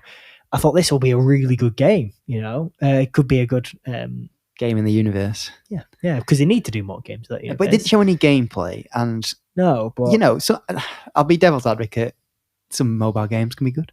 I know, but not this sort of game. I feel like just from the sort of spin-offs and clones of this kind of game, I really hope it's not just a decision-making game, and then you're managing inventories. Well, I really hope it's not. I'm pretty sure Netmarble time do to be make, Tyrion paywall. Time to be Jon Snow paywall. Proper games on mobile, like bigger games, but they are still like underwritten by loads of monetization. Yeah, but I just wish it was a fully fledged like console and PC game. But I don't know. You want to use your sword? Paywall. I don't know what you'd really do in the Game of Thrones universe. We'll just make it a third-person action game with an interesting story. It lent itself really well to an RTS. I mean, think of all the factions that are in it. That's true. Yeah, but I genuinely just like a third-person action game in it, to be honest. With good combat. We got a trailer for Double Dragon Revive. Now, these are like old school beat 'em ups, aren't they? Yeah. Oh, yeah. Yeah, I've never played them, but I have heard of them. Same. But similar to Streets of Rage, aren't they? Yes. Yeah. But it's cool that it's coming back. I don't know if it's a brand new game or a remake. Well, it's called Revive, so it's hard to tell. Is it reviving an old one or reviving the franchise? But they actually gave a late date for this, October 23rd, 2025. So cool. Well, they really sniped where they go with it there, didn't they? Yeah. Not fall. It's this exact date. Yeah, that's what I was thinking. Solo Leveling Arise. This is a really popular anime. I never heard of it. All the people I know that watch anime have watched this. I did some research, and it's like a manga. It's an anime. Yeah. It looks like I'm assuming this is going to tell the story of the anime. Yeah, probably. Cool. Like the Demon Slayer game. Yeah. That came out. Which I did hear they're making a second one too, by the way. Oh, cool. Demon Slayer game. Yeah. Just throwing that out. The first one looked really good. It just never came down in price, so I didn't buy it. Fair. Where does it go up to? It goes up to like before Mugen Train. It's like the first season and a bit. Oh, okay. Interesting. Anyway, Game Awards. It's a Rengoku. Luckily, I've just watched that episode, Ben. Like the other day. Spoilers. We got a trailer for this. It looked like a racing game, but it had a really like sinister, like not announcer, sort of announcer. Commentator, narrator over the top. Oh, okay. And it's called Screamers. Which he wasn't screaming, was he? He wasn't screaming, but he was just like. Sounds like a really good game. These people driving, wearing they're driving around on the track, going around corners. Nobody has a windscreen. I wish it was that. I wish it was that. No, he was sounding really sinister in the background. He was just going like, "Are you gonna race in my race?" I don't know. It's weird. Wow, that's twisted metal. Yeah, and then that went wrong fast. Yeah, and then it was anime as well, almost, because it was zooming. It was like showing the driver, and it just showed their eyes, and it looked like animated. I don't know. Very strange. I thought it was Need for Speed at first, but I was like, "This guy is too sinister." But yeah, Screamers of all things. Anyway, Last of Us Part 2 remaster. Goddamn, guys. Stop. Yeah. I feel like Last of Us Part 2 only came out to PC a year or two ago, not long ago. And I feel like a remaster is pointless on PC because you can just give them more graphics options to turn up. You'd think so. Yeah. So really milking it. I feel like Last of Us Part 1, like the remaster of that, fine. Yeah. But Part 2, I don't know. Strange. I'm assuming there's no Part 2 remaster on PlayStation. Yeah. Oh, is there? Yeah. Oh, okay. But it was only like a £10 upgrade. So it's fine. Okay. I like that, but I don't know about this one. Just wait 1 second. Does that mean... Go on. Is The Last of Us Part 2 on PC? Yeah. I'm sure it is. Yeah. Or is that just Part 1 that's on PC? No, I'm sure Part 2's on PC. I don't know. I'm doubting myself now. Why are they releasing a remaster if it's not? If you can already get a remaster of the PlayStation 1. Not. Oh. Well. Somebody correct us, please. Let me Google. Jake, have you just reached for the vodka? Yeah. We're trying to be professional. We should stop trying that. It doesn't work. It doesn't. It's not. So I take back everything I said. Wow. Last of Us 2 on PC. Yeah, great. They're releasing the fact that they called it remastered. I assumed it already was. Think it was, yeah, but I think it was just Last of Us Part 1 that's on PC. Wow. So how strange. It's great. More people can experience it. Ignore what I just said. Good stuff. Anyway, back to Den of Wolves. Looks a bit different, but again, it's just another shooter. Well, no, this is like that by the guys who did Payday. Yeah. So it's like a heist shooter, co-op heist shooter. And it looked like you were going almost in between like monster-y worlds as well. Yeah, and like the world was like spinning around and stuff. You know, from a shooting point of view, maybe it's not going to be that interesting. I don't know. But different. Yeah, from a what you're doing. It's not like a PvP game. Yeah. So, yeah. It's player versus everyone. Yeah. Basically. Yeah. It says it's coming to early access now. I don't know if this was supposed to change, but on the thing it said early access 20, and then it had a 2, and then like a ... and it just kept going ... and then I was like, surely 2024, 5, sorry. 5, 6, 7. Yeah. I don't know, and then it just ended, and I was like, oh okay. They don't know. They don't know. It was a bit weird. Yeah, they're managing expectations. Yeah, I suppose. So hopefully next year, but we'll see. A trailer for a game called, I think it's called Amorphous. Yeah, I was going to say Ampharos then, as in the Pokemon. That's how I've written it down, I think. Basically another, I'm going to say Hojoverse again. I don't know. What was it called, Joe? Hoyoverse. It's another one of those games. I think it's set in the same universe, just a new game. Okay. Not my cup of tea. No, I can't really tell you what's different about it, if I'm honest. The scenery. Yeah. Looked all right. They always look all right to me, but they're just not my cup of tea. There was a time when I wanted more anime games, and now there's too many. Yeah. Yeah. Now, the award for the literal shortest trailer I've ever seen goes to Sonic Racing Crossworlds. Well, you got to go fast. That is true. It just showed Shadow getting in a car and driving through a portal. Yeah, they can run faster than cars. I know, but I genuinely thought it was a Shadow the Hedgehog 2. Yeah, something like that. It literally just beeped the car. Yeah. You saw his legs. He got in and he drove off into a portal. It was like 5 seconds. Yeah, I hope they get a Keanu Reeves voice actor DLC. I was going to say, but with all the film and everything, it's just right time, isn't it? Moneymakers. Yeah, most likely. I want to see Shadow going really fast, and then he like drifts around a corner, and then Keanu Reeves is going, ah! Dressed as Johnny Silverhand in the passenger seat. I can't wait for that game to come out, guys. Screamers. Yeah. Mafia: The Old Country got a new trailer, and this was actually a proper trailer. It wasn't just shots of sunrise in Sicily. Yeah, and it looks good. I'm not gonna lie. It did leak beforehand, but yeah. So I told you it looked good, even before I knew it looked good.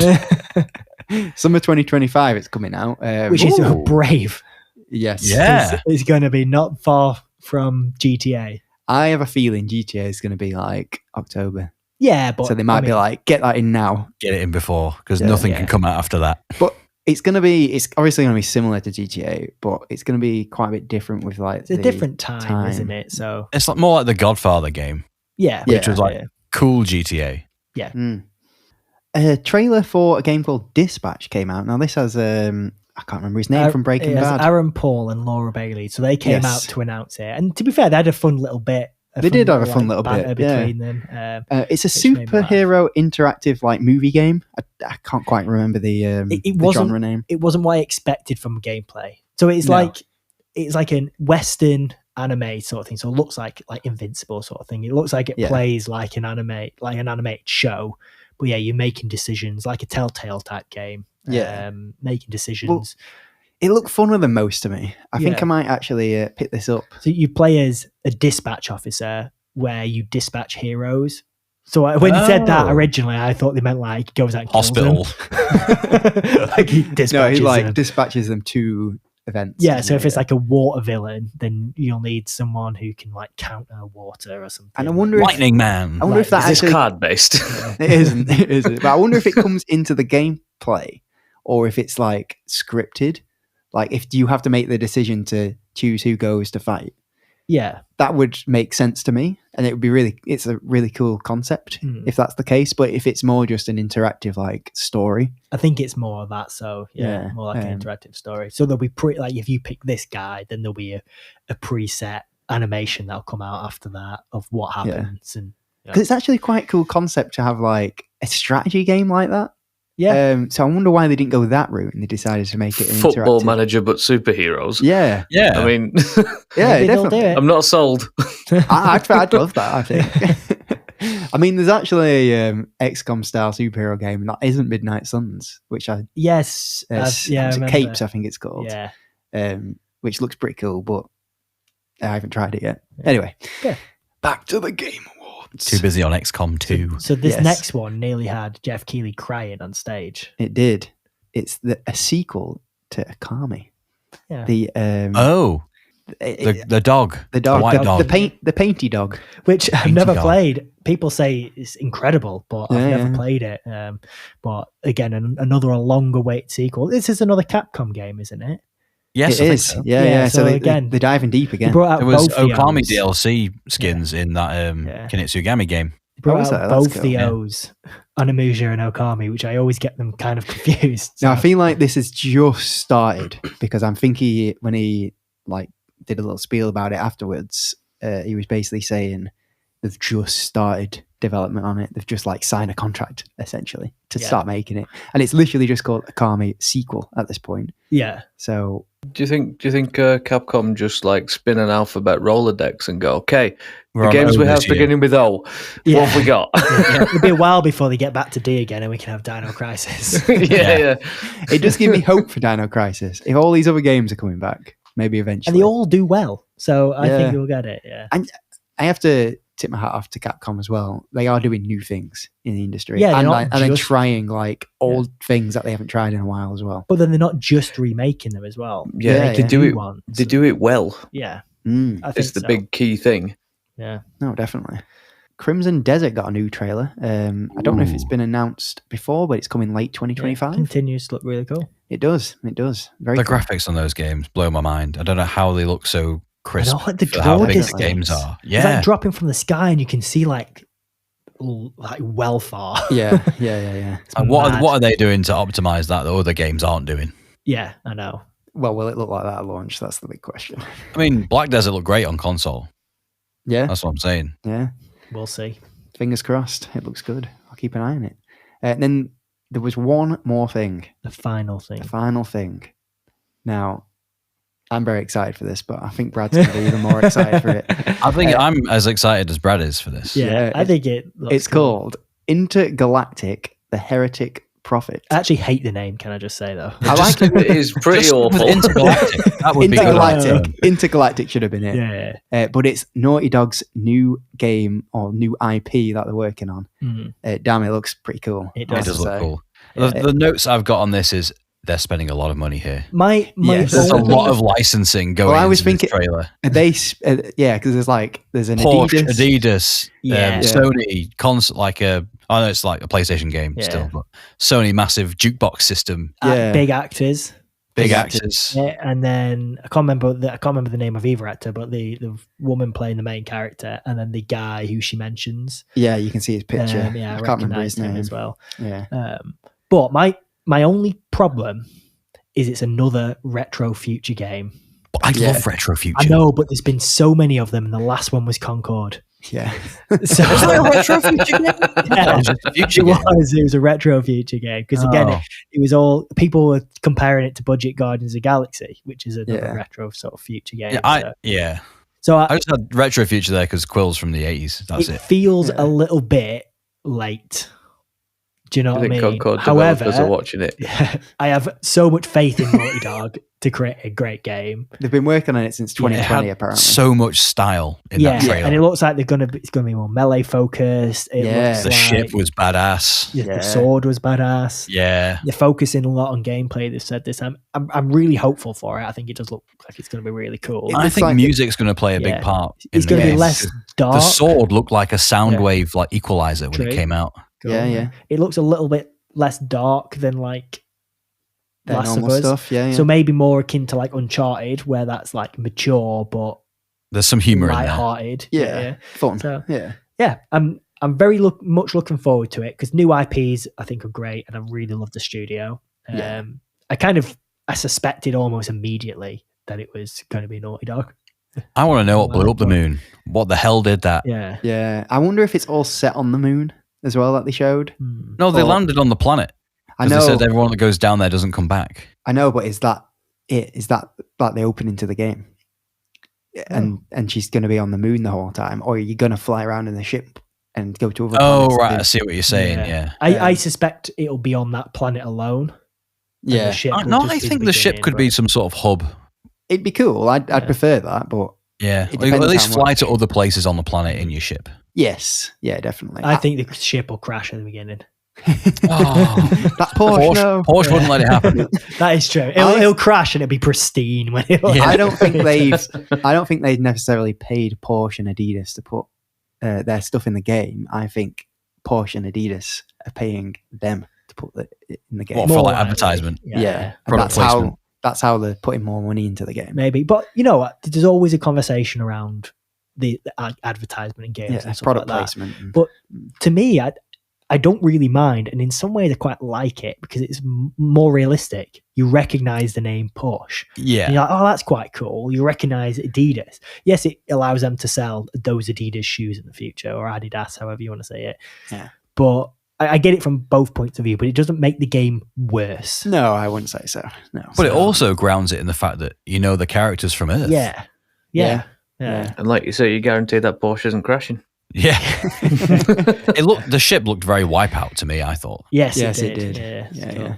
I'm interested that they're going more like hand-to-hand combat. Yeah. Because Uncharted and Last of Us do play very similar. Yeah, but she does pick up a gun as well. Oh, does she? Yeah. I don't think she picks up a gun right at the end. She like points it at the screen. Yeah. She gestures. She's got a really long silencer on it. Yeah. I see. But it did Which is cool. a bounty hunter. You're going to need to shoot somebody. Yeah, definitely. But yeah, cool. That was all of the trailers, and my God, there were some good ones. I thought it was the best trailer armor they've ever done. Yeah. Maybe not ever, but in. Are you saying trailer armor as like plot armor? No, trailer armor, just like. Oh, lots of trailers. Okay. Lots of trailers. I think it's better than Summer Games Fest has been. Yeah. Or even like really good. And I thought some E3s. I think it's the best Game Awards has ever been because I feel like they navigated the awards better, not perfect, but better than they have done, and the adverts weren't as egregious. Yes. So agreed. I still wish they did every award on the stage announcing. Because I don't like the.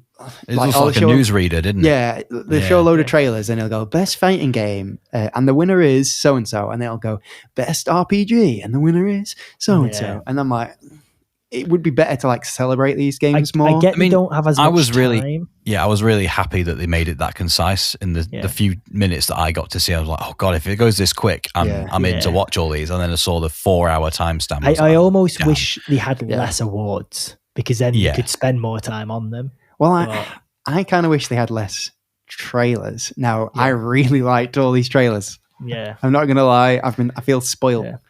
But I just feel like we should be celebrating them more. But I feel like this has been the best. They've taken on the advice from last year. Yeah. And this has been the best one they've done. Yeah, definitely. Well, I would prefer if they do what we've done today, is have all the awards, then have all the trailers in a row, then do like a post show talking about stuff. Yeah. Rather than having to interweave things together and you don't know when things are coming up. Yeah. I do want to say one thing that I would like to congratulate them for is they mentioned layoffs this year. Yes. And they mentioned that it was difficult to navigate, and they actually came up with a new award we didn't mention earlier. Just wanted to specially this was really good. The least layoffs. No, it was the Game Changer Award. So they've decided to pick a person from the community who's done something like extraordinary in game dev or just in gaming in general. Yeah. And this year it went to a man called Amir Satvat, and what he did was he's not in gaming. I think he said he's like a business analyst or some sort of analyst of some kind. Yeah. So he works a lot. He's always wanted to be into gaming, but he's always loved gaming. Yeah. And he's always wanted to be a game dev, but there was nothing near him that he could get into. So he went down his career path. Anyway, he heard about all these layoffs that were happening around the industry, and obviously got to him. So he set up like a website that's dedicated to finding out of work game devs new work. And it like ballooned and it grew, and it's become like massive now. And he did it all like pro bono, free of charge, and he's helped like over 3,000 devs get new work. He basically got a standing ovation basically when they gave it out. He sounded so like he came genuine. On and did a speech. He was like, I had tears. I had tears in my eyes. Yeah, and he was like, because he said something like, I never thought I'd be anywhere near game dev, and now I am, or something like that. Or that's nice. It was really, really moving. It was a really good speech, and it's a really well-deserved award. So definitely, no, 100% agree. I remember was it like one of the first episodes we did when we were talking about layoffs? We said someone needs to make this service, and I'm glad somebody has. Yeah, no, definitely. And we always talked about, I'm sure another developer will swallow him up. He also had a sick jacket on. Yes, what was his jacket? It was like a Zelda jacket, wasn't it? Yeah, it was cool. It was cool. So I'd recommend watching his speech. I've put a little note in to myself to mention a few extra things that happened at the Game Awards as well. Harrison Ford came out with Troy Baker and Todd Howard to present best what was it? It was voice best performance. Yeah, best performance. Yeah. And I just thought it was hilarious because Harrison Ford definitely didn't know where he was. I don't think he knew who. I don't think he knew who Todd Howard or Troy Baker were, because he kept going. I think he knew who these guys. He kept going these guys and this guy. He never said the name. I don't think he knew the name or remembered the name. I think he knew who they were. Yeah. But I did not Troy expect Baker talk in his indie voice. No. Because they were talking about like Troy Baker doing a really good job before Harrison Ford came out, and they were like, but there was the other guy or something like that. Yeah. And then the background, and then I'm like, surely they've not got Harrison Ford. Yeah. And I'm like, what? And to be fair, he did like compliment Troy Baker quite a lot. Yeah. Harrison Ford is very out there saying he hates like Star Wars. Yeah. But he's always loved Indiana Jones. Yes. So it's like his baby franchise. So for him to stand out there was quite moving, to be so like, congratulatory on them. No, definitely. It was cool. There were some funny moments. I actually thought the Muppets were funny this year. I've never thought they were funny. Yeah, because you just took the mick out of Jeff Keighley and the Game Awards. There were so many funny parts through the whole show. Yeah, definitely. Obviously, Kojima appeared. Always. He did present an award, though. Yeah. So that's fair. Sam Lake presented an award, and that was pretty funny. There was like a monologue beforehand. Yeah. Well, it was pretty good. And then Sven Zvinki's speech, he was basically presenting the Game of the Year award, and his speech was really good. I'd highly advise watching it online. He was saying he already knows who's going to win Game of the Year next year and the year after and the year after, and he said it's going to be a developer who cares about the game they make. Yeah, they're not doing it to make money. They're not doing it because they're doing it because they want to play the game. Yeah. It was a really nice speech again. They want to make people smile, basically. Yeah, which is what it's talking about. Rockstar there, right? Hopefully, but we'll see. And then, of course, I always really like the orchestra bit before the Game of the Year bit, like where they start playing like the tunes from all the Game of the Year nominees, and they go through them all, and it hypes up. And of course, the flute guy was there. I don't know if you've all seen this guy. He's going crazy on that flute and loads of other instruments. I think they just turn him down though, and he just goes mental. I don't think he's actually playing it. He's not playing it. He's just really enthusiastic. Yeah, because at one bit he was playing, I don't know what instrument it was. I swear his lips weren't touching the thing. He was just like aggressively like blowing. And I was like, wow, this guy is going for it. As usual. Were you watching Sex Divers again? Oh, sorry. His lips are going for it, guys. So that was the Game Awards. I was going to ask what you guys thought of the whole thing, but I think we've kind of said our thoughts. I thought it was really good. Loved it. Great job, Jeff. Hope you're listening. Can you imagine? One day, maybe. The first comment on YouTube that says, "Thank God you got rid of that AI art," from Jeff Keighley. So with the Game Awards out the way, it's maybe time to talk about our Game Awards, our top 10 games of the year. Yeah. Now, we do it a bit differently to everybody else. Maybe not everybody else, but we do it. Yeah, I thought we were unique, and then I saw someone comment, in someone else's Game of the Year awards. This is why I like the way Donkey does it, because he just talks about the games he played this year. Super Mario 2! No! I didn't realise Donkey did it too. Yeah, we do it too. So it's not necessarily the games that have come out this year. It's any new game, essentially. It's what we could afford. And we did it last year. We did our top 5. We did. This year, we're going to do top 10. Probably because we've played a lot more games because of the podcast as well. I feel like I'm way more into gaming just doing the podcast. Yeah. I make more time for it. Yeah. Definitely. We'll probably rattle through the 10 to 5. Yes. Otherwise, we will be here. Yeah. So, do you want to do special mentions before or after? I think we do honourable mentions afterwards. Oh, yeah, because then before. Yeah, only because giveaway. It's not in your top 10. Yeah, that's true. So we'll start with number 10, Brad. Oh, I'm going first, Emma. So, my number 10 game I played this year, Until Dawn. Oh, okay. Yeah, I wasn't expecting that to make your list. The remaster. No. The original. No. God damn it. There was a lot of horror games I played this year. Some may have made the list, be a bit further up. Some haven't made the list. But there was a lot of games like Still Wakes the Deep and stuff like that. That's not on my list. But I really enjoyed that. And Until Dawn could probably be interchanged with a lot of those.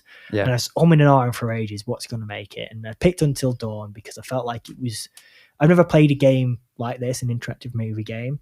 So it's quite a novel experience for me. But I just really enjoyed playing it, with my partner, making decisions, seeing what happened, sticking with what I decided. And it was acted really well and played really well. So, yeah, nice thoroughly enjoyed it. That was my number 10. So, number 10, Ben. Ben 10. What a show. Dead Space Remake. Dead Space Remake, very nice. I really enjoyed playing it, having never experienced it before. You never played the first one? Nope, never played any of them. I don't remember you saying that at the time. Cool. That's why I loved it so much. I just really, really got into it when we played it. Oh, good stuff. Nice one. Easy, short, done. See? That's how it's done. This is my book. Here is a leaf. Joe, your number 10. My number 10 has already broken the rules of new games that we've had good times with this year, because it's an old game that I've had a great time with this year. Halo 3, the co-op campaign that we did. Oh, nice one. That is cool. That's in my top 10. It's not breaking any rules, Joe. Yeah, to be fair, I didn't think about it because I suppose I've already played it before, but that's a great one. Yeah. I think we need to set some ground rules, but I think if you've not played it for ages, I haven't played it since it was out on 360. I think that's fair enough. If you play a game like every year, maybe that can't make your list. Yeah. I'm going to honorably mention it, Joe. There we go. But nice one. Cool. Nice one. It was just a great gaming experience that is rare. Yes, definitely. And to play it with 4 people as well. Of course. It's great. Nice one. So I suppose my number 10 is Helldivers 2. Oh, yeah. Nice. So my number 10 interchanged a lot. I'm not gonna lie. But Helldivers, just for something that I wasn't really expecting to just come out of nowhere and slap me in the face of liberty, and manage democracy. Yeah. It was just a really fun experience. I wish I'd have put a bit more time into it, but loads of games came out and it's just really fun. I don't really know what else to say. A great, unique multiplayer game. Yeah. Love that it harkens on Starship Troopers as well. Yeah. But yeah, that was me. Gotta love that satire. Gotta. Number 9. We go in same order. Yes. Yeah. So my number 9 was Half-Life Alyx. Now, nice. You haven't talked about it that much. I haven't talked about this one much because I said at the time I'd started it and played a bit, but I wanted to get further through before talking about it more. And I just didn't get further through it, which is probably the reason it's not higher up on my list. It's an incredible game. it really is an incredible game. Like it creates a sense of immersion I've never felt probably in any other game I've played, because VR does that, but this does it to another level. Like everything is interactable, everything is so intuitive. It's really, really good. It probably could have been interchanged with a lot of other VR games. Spoilers for my list, I don't have any other VR games on there. Okay. So my honorable mentions were just kind of VR in general. This is kind of like your VR. Yeah. So Pistol Whip, loved it. Super Hot, loved it. The little bit of Asgard's Wrath I played, loved it. So there was some really good games on there. And VR as a whole is probably my number 9. But special mention to Half-Life Alyx. The only reason I didn't play more of it is because you have to play it on PC VR, which connects through your Wi-Fi to your headset. And although my Wi-Fi is pretty good, it's not amazing and it's a bit unreliable. So it's a faff to set up every time. Could you not cable it if you had a long enough cable?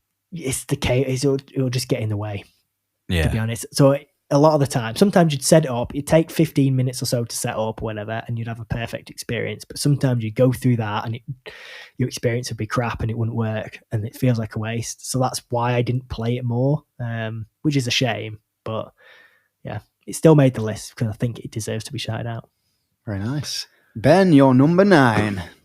Squirrel with a gun. Yeah, I knew it was making the list at some point. I didn't think it would make the list. It's ace. Okay, anybody says it's so ridiculous. The physics of it, it's basically better Goat Simulator to me. I mean, I love Goat Simulator. It was hilarious, but I just think they've come down such a stupid avenue with it, and it's great.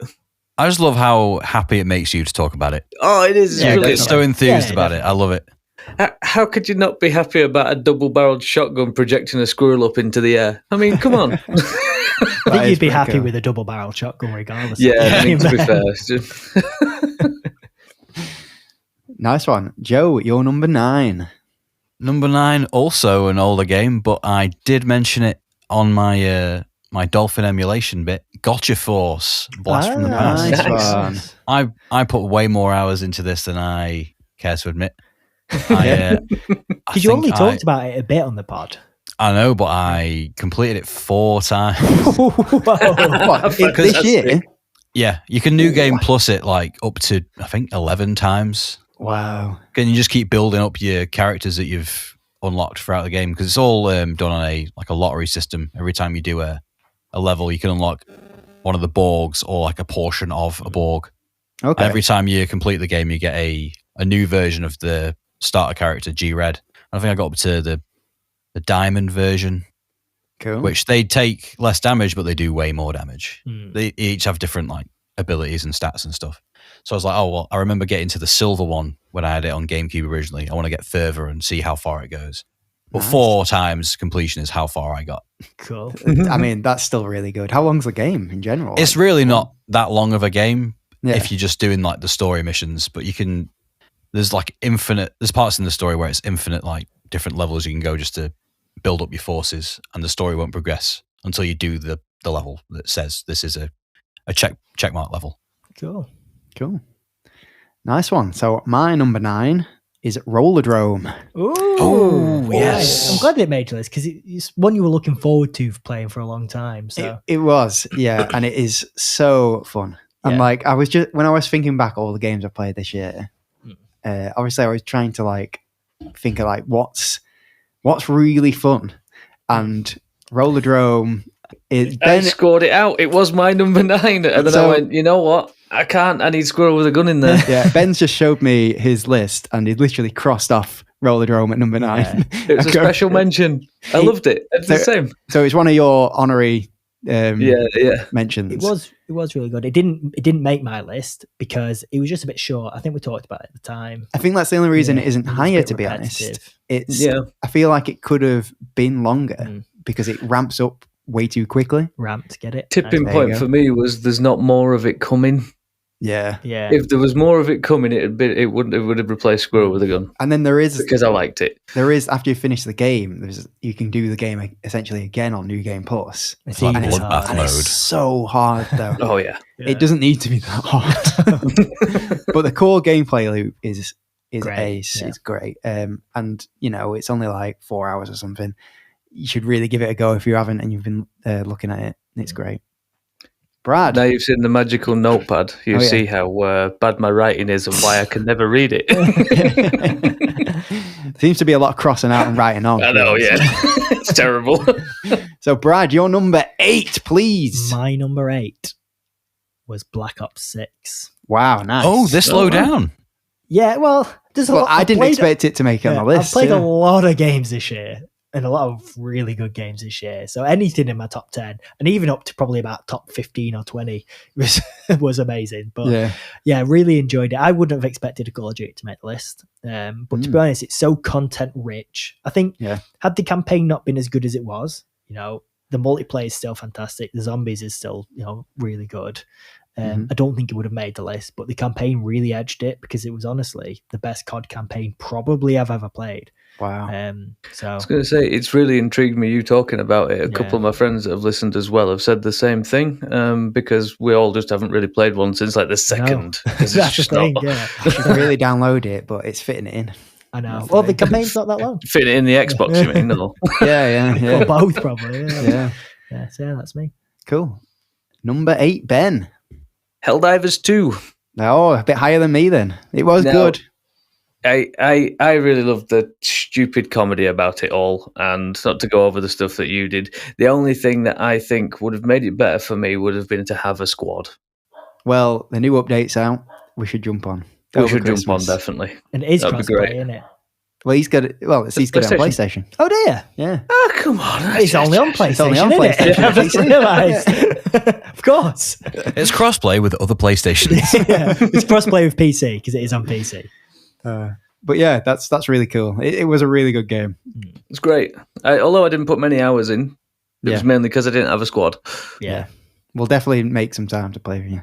I want to get back on with the new update. Yeah, I want to see what they've done as well. I'd have to re-download it though, annoyingly. Joe, your number 8. My number 8 is Diablo 4. Nice one. Nice. This was a game I mainly got around to playing it because I knew there was going to be an expansion coming out, which I actually haven't played yet.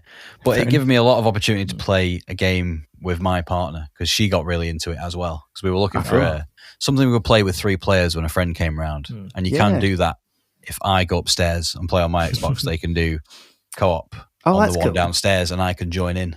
That's really nice. cool. Still. Yeah. It's nice that that's the reason as well, because you just got a nice experience with your partner. This was a game, by the way, that should have been on my last year's Game of the Year awards, but because it was my only game on PC, I forgot about it. Not like when I was making my list, I make it from the achievements I got this year. Yeah. And I just completely missed it. Oh, no. So it should have been on last year's, but it wasn't. Well, you've struggled with last year's. Yeah, you only had 5, so. Yeah. So. Oh, cool. So my number 8 was Another Crab's Treasure. Oh, nice. Fantastic game. I really didn't expect. Like when I first started it, I didn't think I'd like it as much as I did by the end. But it just kept getting better and better and better. It's a brilliant, like Souls-like. It is hard at parts. I really didn't like the swamp though. No, just throw it out there. But the rest of the game is fantastic. Yeah, funny as well, which always makes it. The humor really was like surprisingly witty and funny. Definitely. Yeah. And it was, I liked the fact that it was hard, but you quickly, unlike other games like Souls-like games, you quickly could become quite powerful to the point where it didn't make it easy. It definitely made it easier. Yeah. When you're really fully ramped up, and I like that power progression. No, definitely. I'm not going to speak too much about it because I have a feeling it's on someone else's list. Well, so you're going to say hands off, Lawbreaker. So our number 7. My number 7, Brad, is Another Crab's Treasure. There you go. Hey. Back to back. Yeah. So again, echo everything that you said. Really loved it. Loved it so much more than expected, and it fell at a perfect time. Like sometimes the backlog games fall at unfortunate times where I don't have as much time to play, and I do them a bit of a disservice. But this landed right when Lucy was away for a weekend, so I just played so much of it, and I just kept playing it. And I just remember the look you all gave me. When you wanted to that stupid crab one. No, I remember thinking I'd actually wanted to play this. It's just I didn't think I would be playing it so soon. And to be honest, if you hadn't have picked it for the backlog, I don't think I'd have got to it yet. No, I definitely wouldn't have done. So I'm glad we got to play it when it first came out. Go Garnish podcast. Woo! I thought it was the other crab game. the other crab's treasure. Yeah. The only thing bad I can say about it was the performance. Yeah. Yeah, could tank a few times, which is very unfortunate. Which might have been patched by now. But yeah, I wouldn't buy it on Switch. Just to say that. No. But hopefully it is, and it's still a fantastic time, regardless of that. Yeah. So Ben's number 7. Don't judge me, Jake. XCOM 2. Yes! It's just a bit low down. I would have loved it to have been higher up, but I was starting to struggle. Right, the fact that it's on the list is more. I really enjoyed it. Yeah. I'm still going back to it. It is one of them that once I can stop the factory grow, I will be going back to it. Funny Factorio is not on his list. I'm pretty certain it is. The playability of it, a couple of my friends have looked at it as well, come round and because we spoke about it, like, I want to see it, show me what it is. Yeah. They don't expect it. They don't expect what it is, yeah. And yeah, I can't wait to go back to it. I will be doing. It's just so addictive, and I don't know what it is about it. It's just, it looks nice as well. It works. Making your characters as well. Yeah. Even if they die. This is the last time we get to talk about XCOM this year. It's not, because I'm gonna quickly mention that one of my honorable mentions is the DLC for XCOM 2. Now, I didn't want to put it on the list because it's DLC. It's DLC, and it's one of those DLCs where you play the whole game again and it adds stuff to it. So I just felt like I was doing everything else a bit of a disservice if I was going to add XCOM 2 again to another top list. Number 1 every year. But it's fantastic. Yeah. Joe, what is your top 7? So my number 7 is Gundam Breakers 4. Nice. I remember you talking about this, yeah. I thought the only reason it's this low down is because the story is naff. Okay. And it's put me off putting a lot of time into it. I mean, I've spent a lot of time in the customizing of my Gundam. Yeah. But the story is just like, we've got to do this boss again, but with this set of characters, and sometimes the people they make you take with you aren't helpful at all. The AI is not great, but all the flashy stuff you can do is great. It just feels like you're the one carrying the team all the time, even though you can take 3 players with you. So you like the moment-to-moment gameplay of what you were doing and the customization. But the bosses have the health of if 4 people were doing what you were doing. Because you can play it online with 3 other people, and I think it's the same health regardless of if you're in single player it's been or set up for that. Yeah. But cool. Very nice. So my number 7, the Moomerang is back. It's Sea of Stars. It's taken 10 months and it's finally come back. I don't know where it's been. You threw it really far. But a fantastic old school style RPG. Really good story, beautiful looking, and just like it wasn't like a daunting RPG as well. It was very easy to play. And I just had a fantastic time with it. I think the only thing that I can say that's slightly bad about it is it's a bit overly long. You're talking about the rainbow conches, aren't you? Yeah, the rainbow conches. Yeah, it's padded a bit. It's a bit padded in some bits, and then it rushes some other bits in the story. But overall, as a story, as a game, gameplay wise, it's really cool, and the soundtrack's great as well. Haven't they just released a DLC as well? They have. I might have to get on that because I think it's free as well. Cool. Yeah. So I might have to jump onto that. I think it changes things up a bit with the characters. But that was my number 7. So we're going to move on to number 6. Brad. Number 6. So this is, I think, more proof of how strong this year has been for me, considering this is number 6. Resident Evil 4 Remake. Cool. Was that this year? That was this year, yeah. Well, it came out last year. It came out last year. But no, again, really enjoyed playing it. The Resident Evil games, especially the way I play them with my partner, we just really get into them. We really love the experience that it gives us, and this was another one. I think for us personally, we probably do prefer the more scarier type Resident Evils. So like Resident Evil 7, the majority of 8, that's, even 2, it's more, it's darker, it's slower, it's less camp. Creepy. Yeah. Whereas Resident Evil 4 is more camp. Now it was still great. It was a great story, a great ride, kept things interesting all the way through. It's a beautiful looking game. It was well acted. It was everything you want, just the vibe, where you sort of roundhouse kicking zombies is a little bit like camp, but it takes away a little bit from what we wanted. I think it's very cool. Roundhouse kicking zombies. But it's just the trope of the time, isn't it? When it was made, exactly. that was what it was. Yeah, and I think had it been more grounded, like the others, like 7, for example, I think it probably would have been further up on the list. But that's not taken away from how good of a game it was. It's more just a personal feeling. Yeah, I think anything that's made our top 10 list is. Yeah, and that's what I want to just say. Yeah, my top 10 was very hard to pick this year. It actually sounds like probably the only Resident Evil game I'd actually really you probably enjoy. Would really enjoy it. There are actually, you would. There are really scary parts in it. Yeah, I imagine. But overall, like Leon's haircut. What are you on about? It's very similar to mine. Like Ashley. All of the time. The bin lady. Overall, it's definitely less scary than like 7. Yeah. But yeah. Cool. Really enjoyed it. Nice. Ben, your number 6. So Resident Evil 4 was on my list, but I culled it because I couldn't remember whether I finished it this year. Oh, that's a good point. I didn't play it on my console, so I couldn't look. I think you had it's an honourable mention for me. I think you had it in your list last year. Maybe. I thought so too. Yeah. And I absolutely loved it, but I couldn't put it in just in case I duplicated myself. No worries. Well, what is your number 6 then, please? Number 6 is Sifu. Oh, nice. Loved it, smashed it, would go back to it any day. It was a great game. I wish I had more time to go back to games that I want to replay, but that's why you do go back.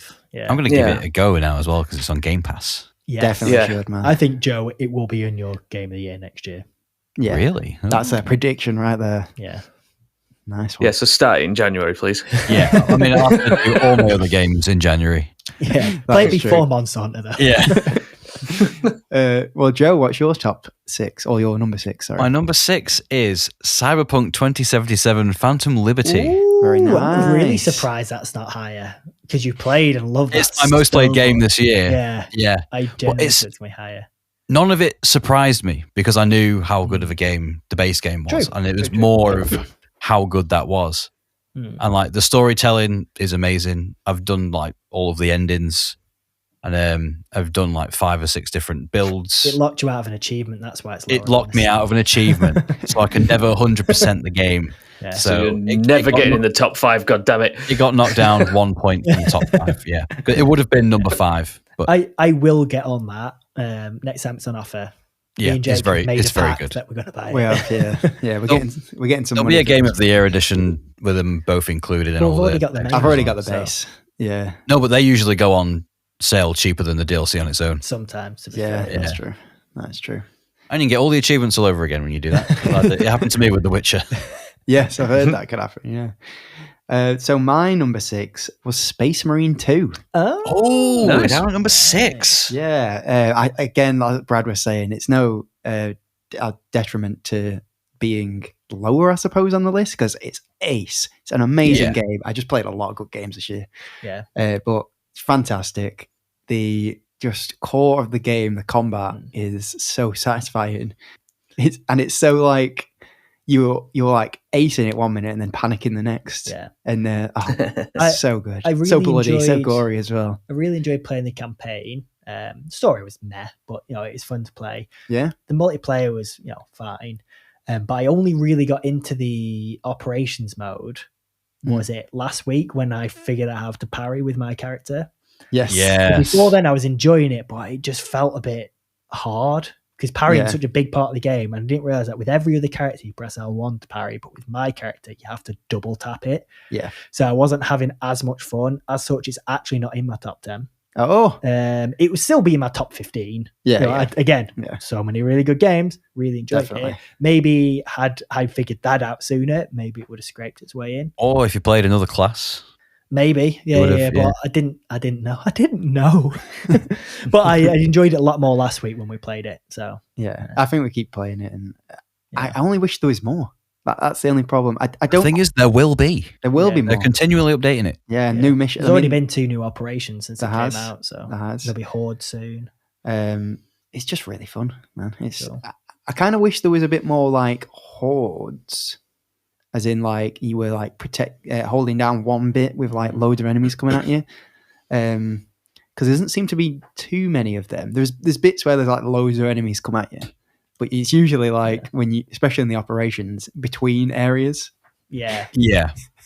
And that's before when you go through to the next bit, that's when they start swarming you. Yeah, sometimes that one on was it Termination, where we were fighting 2 fronts on that little slope. And they are the best bits, but sometimes it comes up enemy wave approaching, like 2 enemies, 2 Tyranids like run at you, and you're like, that's it. Is that it? Yeah, but it's fantastic. I can't quite put it into words. It's just like cool. Yeah, ultimate power fantasy, basically. Definitely. If you get it right, definitely. I'm excited to play even more. It's great.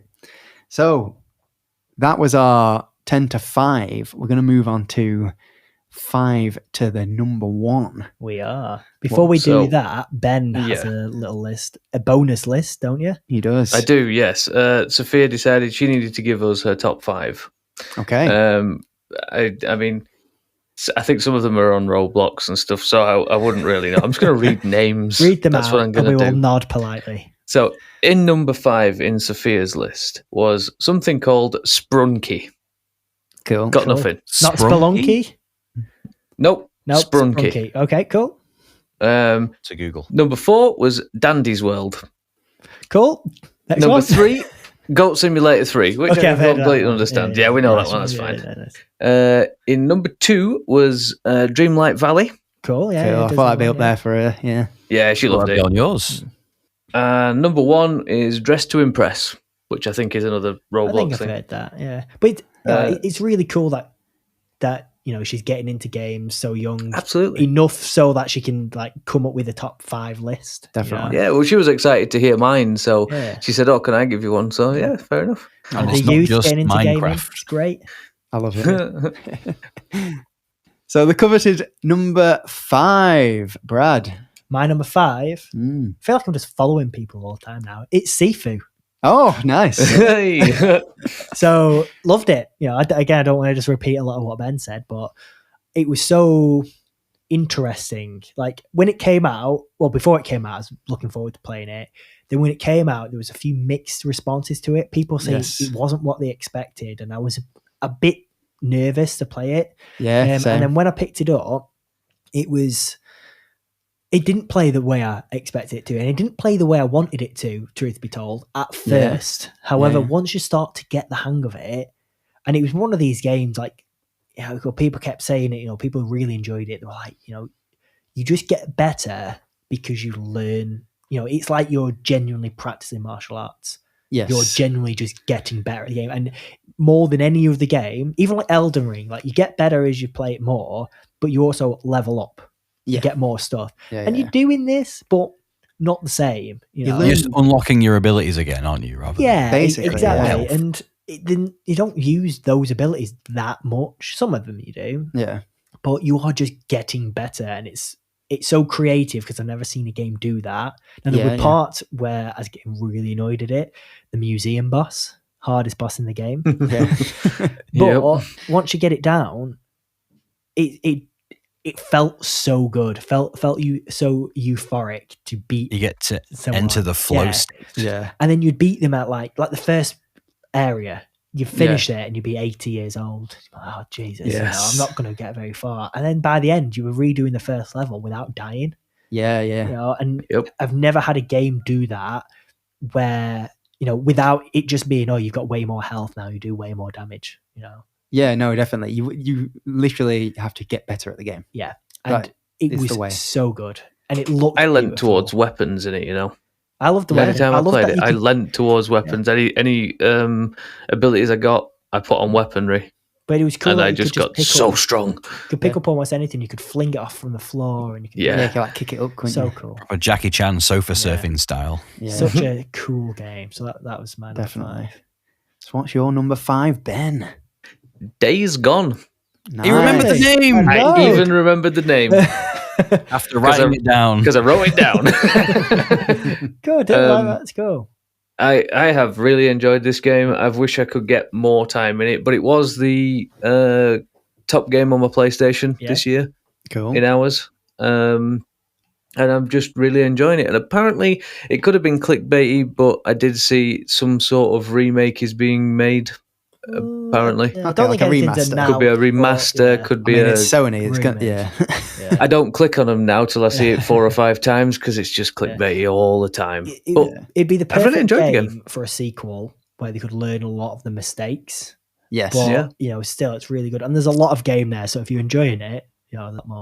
There is that. It is huge, and some of the bits that still make me laugh is if he's shouting in the wrong place, like when he gets off the bike, so stupid, and he's still cursing at the guy on the radio, and he's just shouting, walking along like this is a zombie game. Can you be quiet, please? Because you're going to bring made him deaf. More. Funny. That was that. Cool, nice one, Joe. Number 5. My number 5. I say this with a beaming smile on my face. Jusant. Oh, lovely. Awesome. I've never been more surprised by a game. That is really cool. That rooted me in one place until I completed it.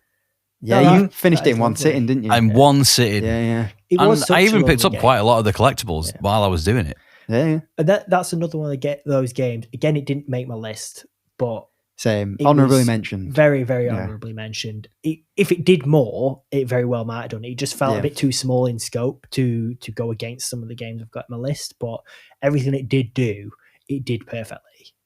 Yeah. Pretty much. I just fell in love with the world while I was playing it. It was like, this is so interesting. I want to learn more about what has happened. Yeah. I really enjoyed that, actually. It was a good palate cleanser for me, I have to say, because I was just open world hectic at the time, and it really helped me. I enjoyed it. It was great. It really helped me finish Boltgun, actually. Helped me finish. Had Boltgun. A break. Because I really liked Boltgun. That hasn't made my list either. Spoilers, but that just got a bit tiresome.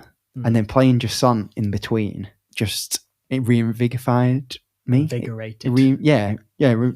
Oh, you can make a new word for this. Wordzing. Revivified. Revivify. And then I went back and really enjoyed that more so because I really enjoyed Jusant, and it was a perfect palate cleanser. Definitely.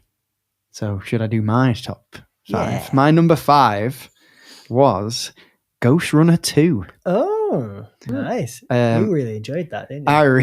I really enjoyed the original. And I think this one falls short in some aspects, but the core gameplay is fantastic. And I do think the gameplay is better than the first one. Yeah. I just feel like maybe some of like the bosses weren't done as well. And the open world bit was okay, but it wasn't like the best thing ever.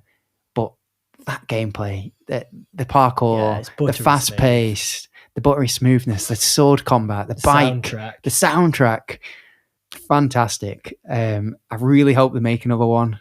I don't think they'll make another one as quick as they did the second one. But because the first one was more like proof of concept, and then they made everything else better. Definitely, and it came to PlayStation Plus super quick. It really did. I didn't even have to buy it in the end, and it was on my backlog. I was going to buy it maybe like a month after they announced it as like coming to PS Plus. So just fantastic. If you like fast paced action games, 100% worth a go. Just need to have patience and like hard games. Yeah, I mean you die in one hit, but that's part of the game. Yeah, but you respawn immediately. Yes, and another one where you get better. As you get better, it gets easier. So I went back and actually did the first 2 levels without dying. Yeah. When I finished the game, I was just thought, I'll just give it a go, see what the first levels are like. And I actually managed to do them without dying, and it feels so cool. You do get, another just cool game. You do get more abilities in this one, but you do. But even so, you don't necessarily need to use them because you kill everything in one shot. So. Definitely. Really cool franchise. Loved it. So, number 4. Number 4. Brad. My number 4 is Lies of P. Oh, I forgot you played that this year. Yeah. And kind of so did I, which is surprising that it's so high on the list. But no. You played it early in the year. I did play it early in the year. I think it was like February. Yeah. And I was kind of umming and ahhing a bit between this and Another Grab's Treasure of what was going to take number 4. And I know that was number 7 because when I eventually picked this, other things started coming in and pushed Another Grab's Treasure down. Okay. But what can I say? It's like, I never used to have a massive fondness for FromSoft games and Souls-like games. I missed most of them. They just kind of passed me by. And then I started to quite get into them. I played the Demon's Souls remake a few years ago, really got into that. And then since then, I have been really into them. And I've just not managed to go back and play a lot of the others. I have played Bloodborne and I've played, obviously, Elden Ring. But this, I've played other games made by other people, that are sort of aping on that FromSoft formula. And none of them have even come close to achieving the same sort of feel. Even Another Grab's Treasure feels different. But this feels so much like, say, Bloodborne, but also so unique at the same time. I really, really enjoyed it. Looked amazing. I loved the world. The story was interesting, far more interesting than most FromSoft games because it actually told a story. Yeah. Instead of making you go looking for it. Exactly. And they still had some of that in this, but it was much more front-loaded. But I also found you had quite a lot of options in combat. It was really cool. Tough as nails. Some of the hardest stuff I've ever had to do. But I think it's a testament to how good the game is that even when I was swearing at the screen, and getting really fed up with that final boss, I pushed through and I did it because I really, really enjoyed it that much. Good stuff. Game Pass, definitely pick it up. If anyone's interested in playing a FromSoft style game, can't recommend it enough. No. Really, really, really loved it. Very cool. Does his nose grow when he tells lies? No, but the loading screen is a nose growing. That's amazing. That's cool. I'm so glad that made it in. Yeah, somewhere. And there is the whole lie truth mechanic in it. That's more story based, and it changes some things a little bit, which is cool that it's just made it in. And they've set up for a sequel of some kind, which is cool. So very nice. Madness of Geppetto. No, but it's Lies of Geppetto. Set in another Grab's Treasure universe similar. Well, I would like to actually hear this spoiler because it might be a long time before I play it. So, guys, you're right with hearing this spoiler. I'm fine with it. Yeah. Sorry, I didn't know it was a question there for a minute. It just looked at me. Little Red Riding Hood. Cool. Nice. So I don't know how that's going to work. That's it. It's going to link into the Ruby universe. I would not have guessed that because I knew it was going to be something else. Yeah. Like in that sort of fairy tale land. But Red Riding Hood, I never would have guessed that. Cool. That's cool. Yeah. That is cool. So Ben, what's your number 4? You would say that when I just put a sweet in my mouth. Like I didn't know it was coming. Dead Island 2. Cool. Nice. Cool. Now I waited a lot of years for this game because one was amazing. I absolutely loved it. There was that 0.5 game as well, wasn't there? Yeah, Riptide. This game should have been terrible because of the complete hell the development went through, the different developers that got involved, the amount of times it was delayed. It basically got remade, didn't it? Yeah. But it was good. And I'd say the experience with the first one, amazing. At the time, I had people playing it with me. So I was going to be playing it either way because, if you've had such a good experience with the first game, you play the second one. But I just didn't expect it to be as good as it was. Yeah. I picked it up on a whim and really enjoyed it. Yeah. Played it right through. Loved it. Shotgun. Not much more to say. Hit a zombie. Yeah. Shoot them with a shotgun. Nice one. So, Joe, your number 4, please. RoboQuest. Oh, nice. I looked at that as well, to go in mine. No, it didn't make mine, but again, it's too many good games this year. Definitely. Really, really loved it. That was probably my biggest surprise of the year, maybe behind Another Grab's Treasure, but yeah. It made me happy that I picked it as our game of which the backlog game. Yeah. Because I just picked it on a whim. I was like, let's play that. Yeah. And it was like one of the most incredible shooter games that I've ever played. And it was better than your last whim pick. Oh, yeah. Yeah. That was, We don't talk about See the previous episode. But yeah. But games not to play. But yeah, the soundtrack, amazing. The gameplay felt amazing. The gun play felt amazing. The only thing I could really fault it on was I wasn't great at anything above average difficulty.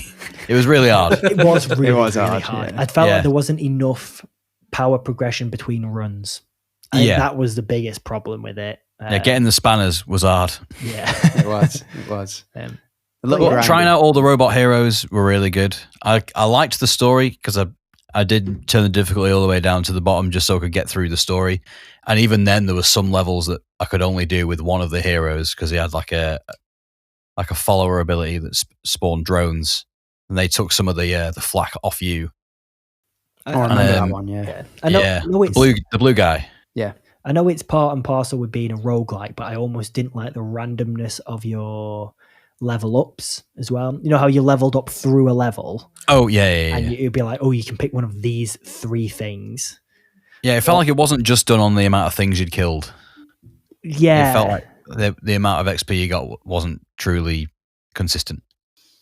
Yeah, I feel like when you're leveling up and it would be like, pick one of these 3 abilities. I feel like I wish that was the same every time. And even if there was loads of level 1, you got those 3. At level 2, you got a different 3. Yeah, because then you could plan a bit better. Because sometimes you get some really, really powerful ones, and sometimes you get some crap ones. So the best one was definitely like shared critical damage. Well, there was when you shot something in the eye, everything else took a third of the damage. That was great. And there was one we had. One of the characters me and Jake played a lot, where you could create a clone. Yes. It was really great, but sometimes you didn't, and then it didn't feel as good. Yeah, every 10th run was absolutely tremendous. Yeah, exactly. So where everything just falls into place. If you could guarantee some of them a bit more. Yeah, I've never been humbled more by a game that I've loved. Yeah. They have also just released an endless mode, the developer for the game. Cool. Oh, I've heard about that. Yeah, it's really cool. I might jump back on that. Nice one. Yeah, that was my number 4. So my number 4 was Outer Wilds. Oh, I said it was going to be number 3. No, number 4. Outer Wilds. Robbed. Honestly. Robbed. I've played a lot of good games this year. What was that? I don't know if the mic picked that up, but my Siri just, my watch started talking to me. Fair enough. So like you'd been robbed. Calling the police. Literally, he ranked Outer Wilds at number 4. Arrest this man. Your blood pressure is getting high.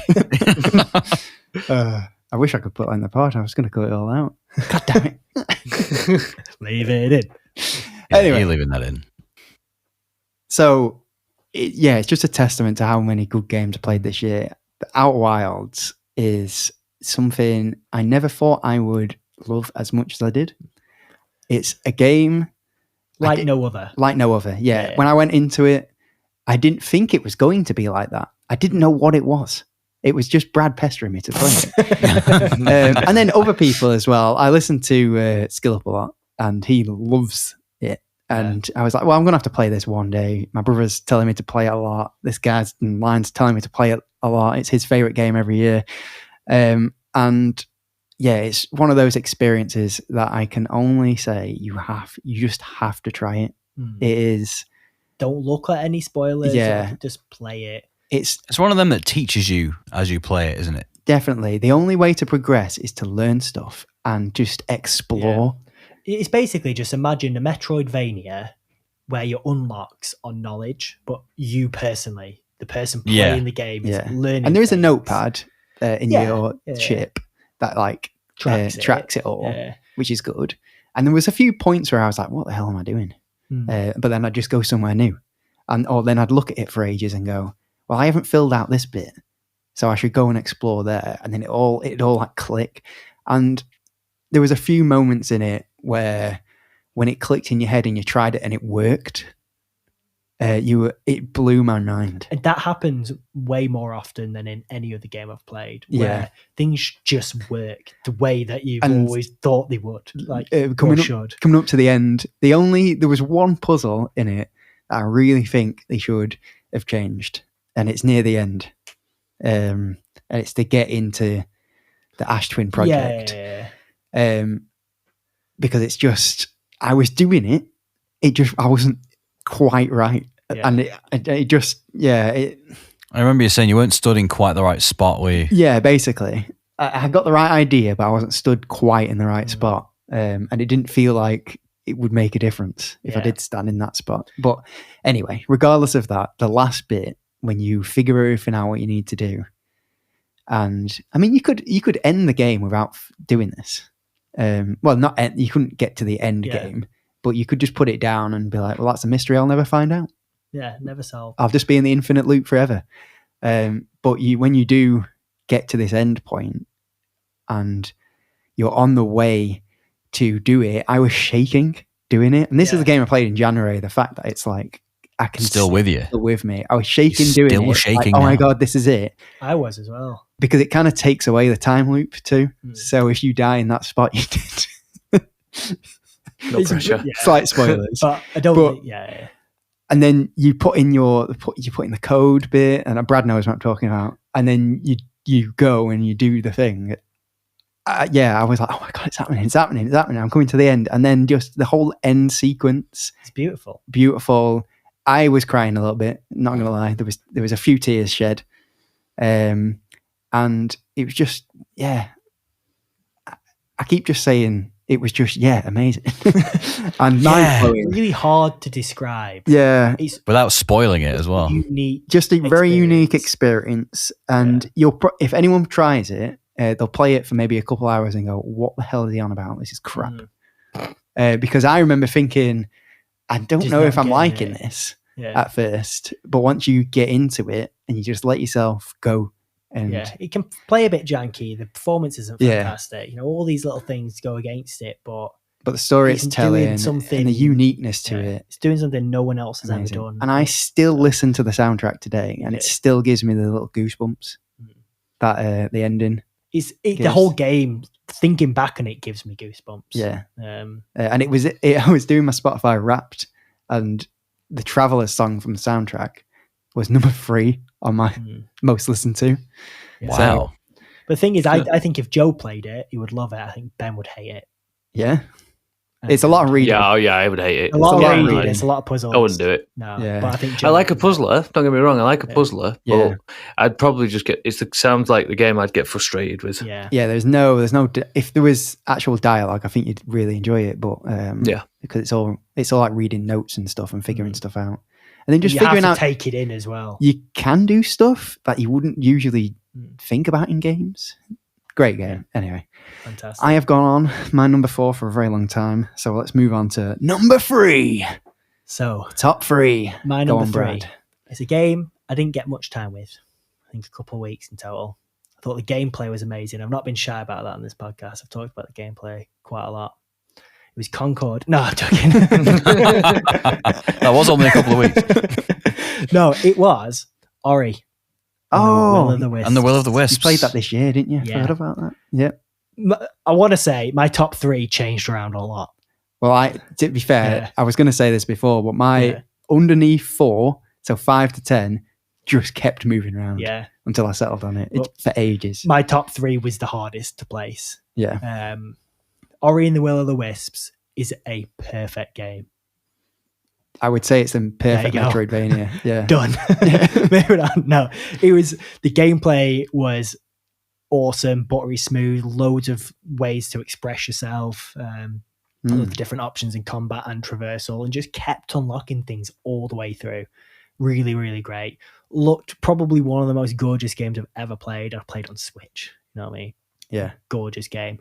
And a mega tearjerker, narratively. I don't even think... You said turd jerker then. It sounded like, yeah. I don't think your character says anything. There's a few words in the whole thing, spoken words. Yeah. And then there's a few bits of text here and there. But even without any text, there's the moment, like the end of the game, there's no words. And I was sat there on a plane on the way back from Gran Canaria, tears in my eyes. This is so emotional. So this is peak cinema. I played it on. We had like a mini moon after me and Dulcie got wedding, had our wedding. I got married. And I played it basically if Dulcie was getting ready or we were just winding down for the night. And exactly the same. I just started crying at the end. Yeah. It's like, oh my God. Why do I cry so much to games, guys? It's just a connection, dude. It's just me. An incredible game that, as I say, could have been second or first quite easily. Wow. It was really, really hard to place this year. It's on Game Pass. Like, I implore anyone who hasn't played it to play it because, it's always been on my list. It's great. Give it a go. Well, what's your number 3, Ben? Another crab.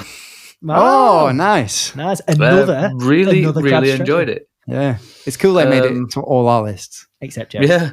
Unless it's number 3. It's not on my list. I didn't think it would be. Really enjoyed it. Really enjoyed the world. We've said it all before. And then just when you think you're at grips with it, it changes. It's just great. Loved it. It's fantastic. It is. So, Joe, your number 3. My number 3 is Space Marine 2.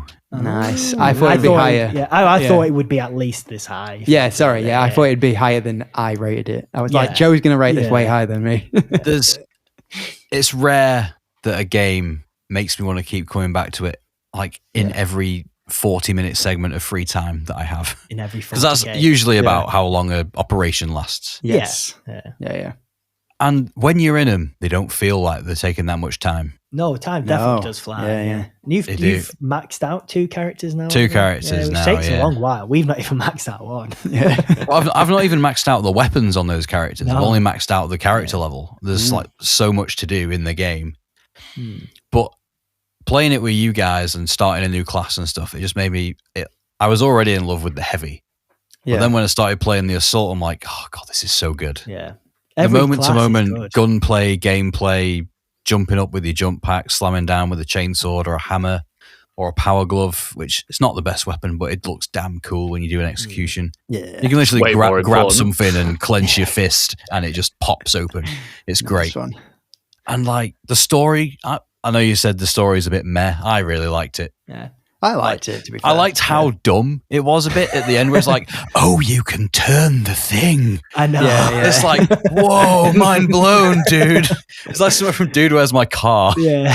They use the stick to poke the button. Yeah. He like remembers the Discovery Channel. It's like, oh, we just saw him turn it. Let's turn it back. Dude, you got a tattoo. What does mine say? Imperium. What Yeah. does mine say? The Emperor protects, guys. And he really does, from his corpse rotting in that golden throne. Yeah. That's. And if I say any more, I'm just aping on what you guys have said. I just love it. Cool. There's no game that's made me feel as cool as that game makes me feel. I know what you mean. Have you seen the secret level, Joe? No, I'm saving it till they've all come out. Nice. I'll watch them all.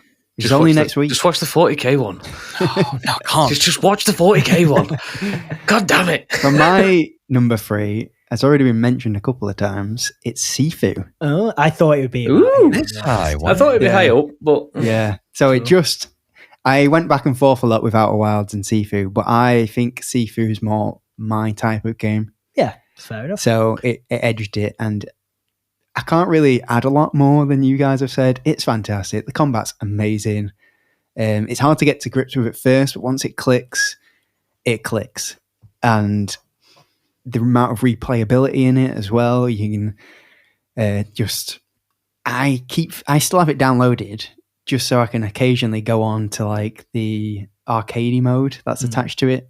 Oh, the mission mode. Yeah, and like speaking of Secret Level, I watched the episode for it last night, and it's really good.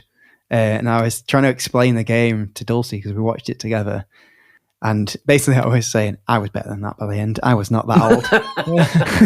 Yep.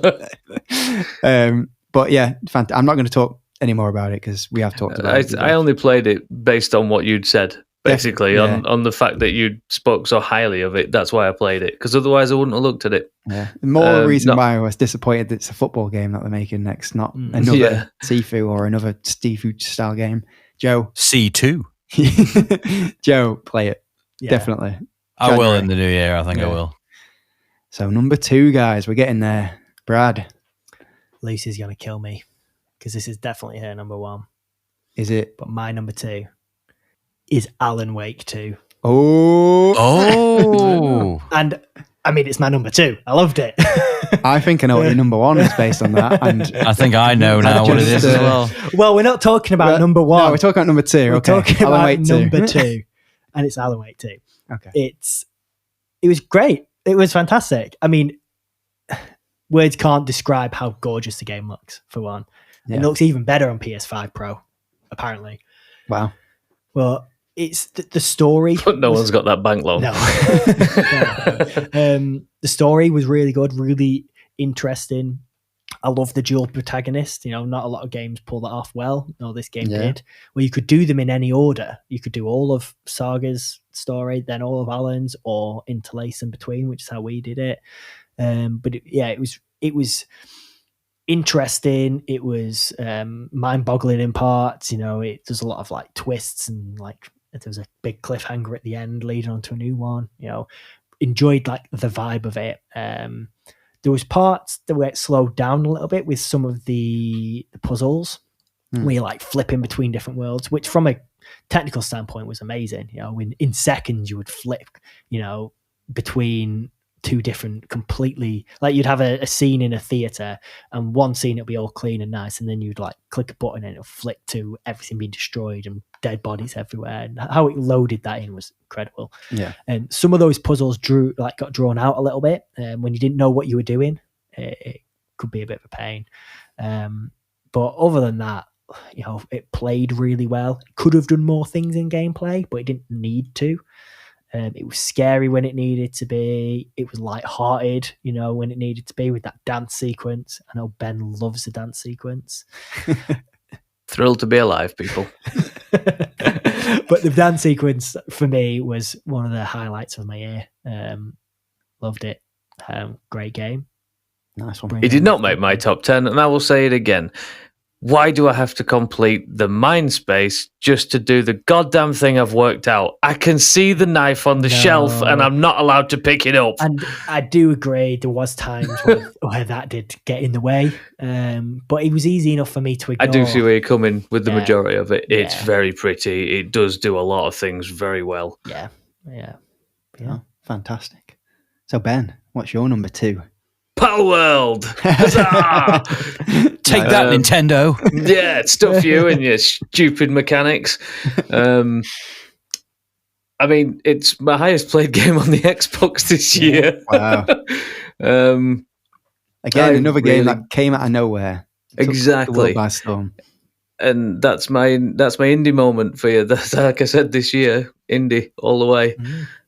Really enjoyed it. I think it worked well. I think the bugs were hilarious when it first came out. It added to it rather than being, oh my God, it's game breaking. It was just a bit of fun. But that was the whole game. It was just a bit of fun. And I don't think you can take that away from it. So I'm really looking forward to the new stuff when it comes. I do my usual thing of burning out on things and going back to them. So I am going back to it. But can you get past the big red wall now? This new stuff's out. Because you said you got to the bit where it was like the end of the game and it's like, that was it. Well, I burnt out. Oh, okay. I got to about 70 hours in and then turned it off and didn't go back. But that's not a reflection on the game. But what I'd built my camp and I'd built everything and then didn't follow any more story. That's fair enough. It's probably, I think it's had a few updates since. Yeah, it absolutely has. So I'm looking forward to doing it all at once again and then burning out. That's what we do. Nice one. Well, Joe, what is your number 2? I think it's no surprise that it's this high on the list, but it's Star Trucker. Yes. Of course. We knew it would be up there. This has a special place in my heart because when I was younger, I always thought being a truck driver would be really cool because I'd watched Smokey and the Bandit too many times. Okay. And I thought, I'll get like a friend who's in a blocker car and we can do like alcohol runs across America. And now I'm doing that in space with narcotics. Which is way cooler. Way cooler. Yeah. I mean, also like the involvement you got with the Discord on that. I felt leveled it up as well. Definitely. Being able to discuss a game with, I don't know most of the people on the Discord, and getting the responses and like feedback and like, oh, try doing this and the tips and like, oh, I don't want to spoil it, but you'll unlock this and it'll get you to this different part of the galaxy. All really helpful and cool, and just I'm running out of words to say how amazing it makes you feel when you pull off that perfect parallel park with 3 trailers that all move in opposite directions to one another in 3-dimensional space. I get it. Bless you God, Ben. If your top number 1 is Police Simulator, I'm writing this. Why haven't I played this yet? Because I just don't have the time. The story in it is like come out of nowhere and blow me away. There's like so many characters you never see the face of. Yeah. But they have all got such great personality, and the voice acting in it's really good. They all feel like fully fleshed out people, even though you only speak to them for like 5 minutes at a time.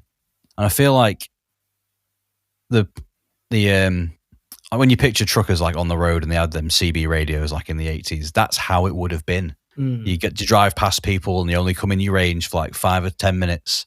And you just ask them how they're doing, what they're doing, where they're going, see you later. That's basically how it is. But there's a story going on where you don't see any of the things that they do when they all meet up and exchange information about things that are going on in the story. But you kind of feel like you were there. There's a whole scene where you all meet up in a bar and it just black screens and you hear everything that's going on. But you wake up and there's like graffiti all over the space station. You've got to go and like clean it off because they're pinning it all on you. And it's like, I wasn't even there, but I feel like I was there. Yeah. It's cool that it has a story. It's just not one of those games you would think it would, but it sounds like you had a great time. Yeah, I went into it thinking, oh, this will be a fun driving sim. It's so much more than that. Awesome. It's out of this world. Nice. So my number 2, I don't think this is going to surprise many people, but we'll see. Final Fantasy VII Rebirth. Wait, what? That has surprised me. Number 2. Yeah, I thought that would be number 1. You'll understand when I get to it. But Final Fantasy VII Rebirth, I've spoke a lot about this game, especially 2 episodes ago. So if you want to get my full thoughts, I'd probably listen to that. But I'll try and keep it brief. Music, amazing. Characters, amazing. Story, amazing. Most of the mini games, amazing. Padding. Padding. You don't have to do it. I actually just really enjoyed it. I got a bit of burnt out from it.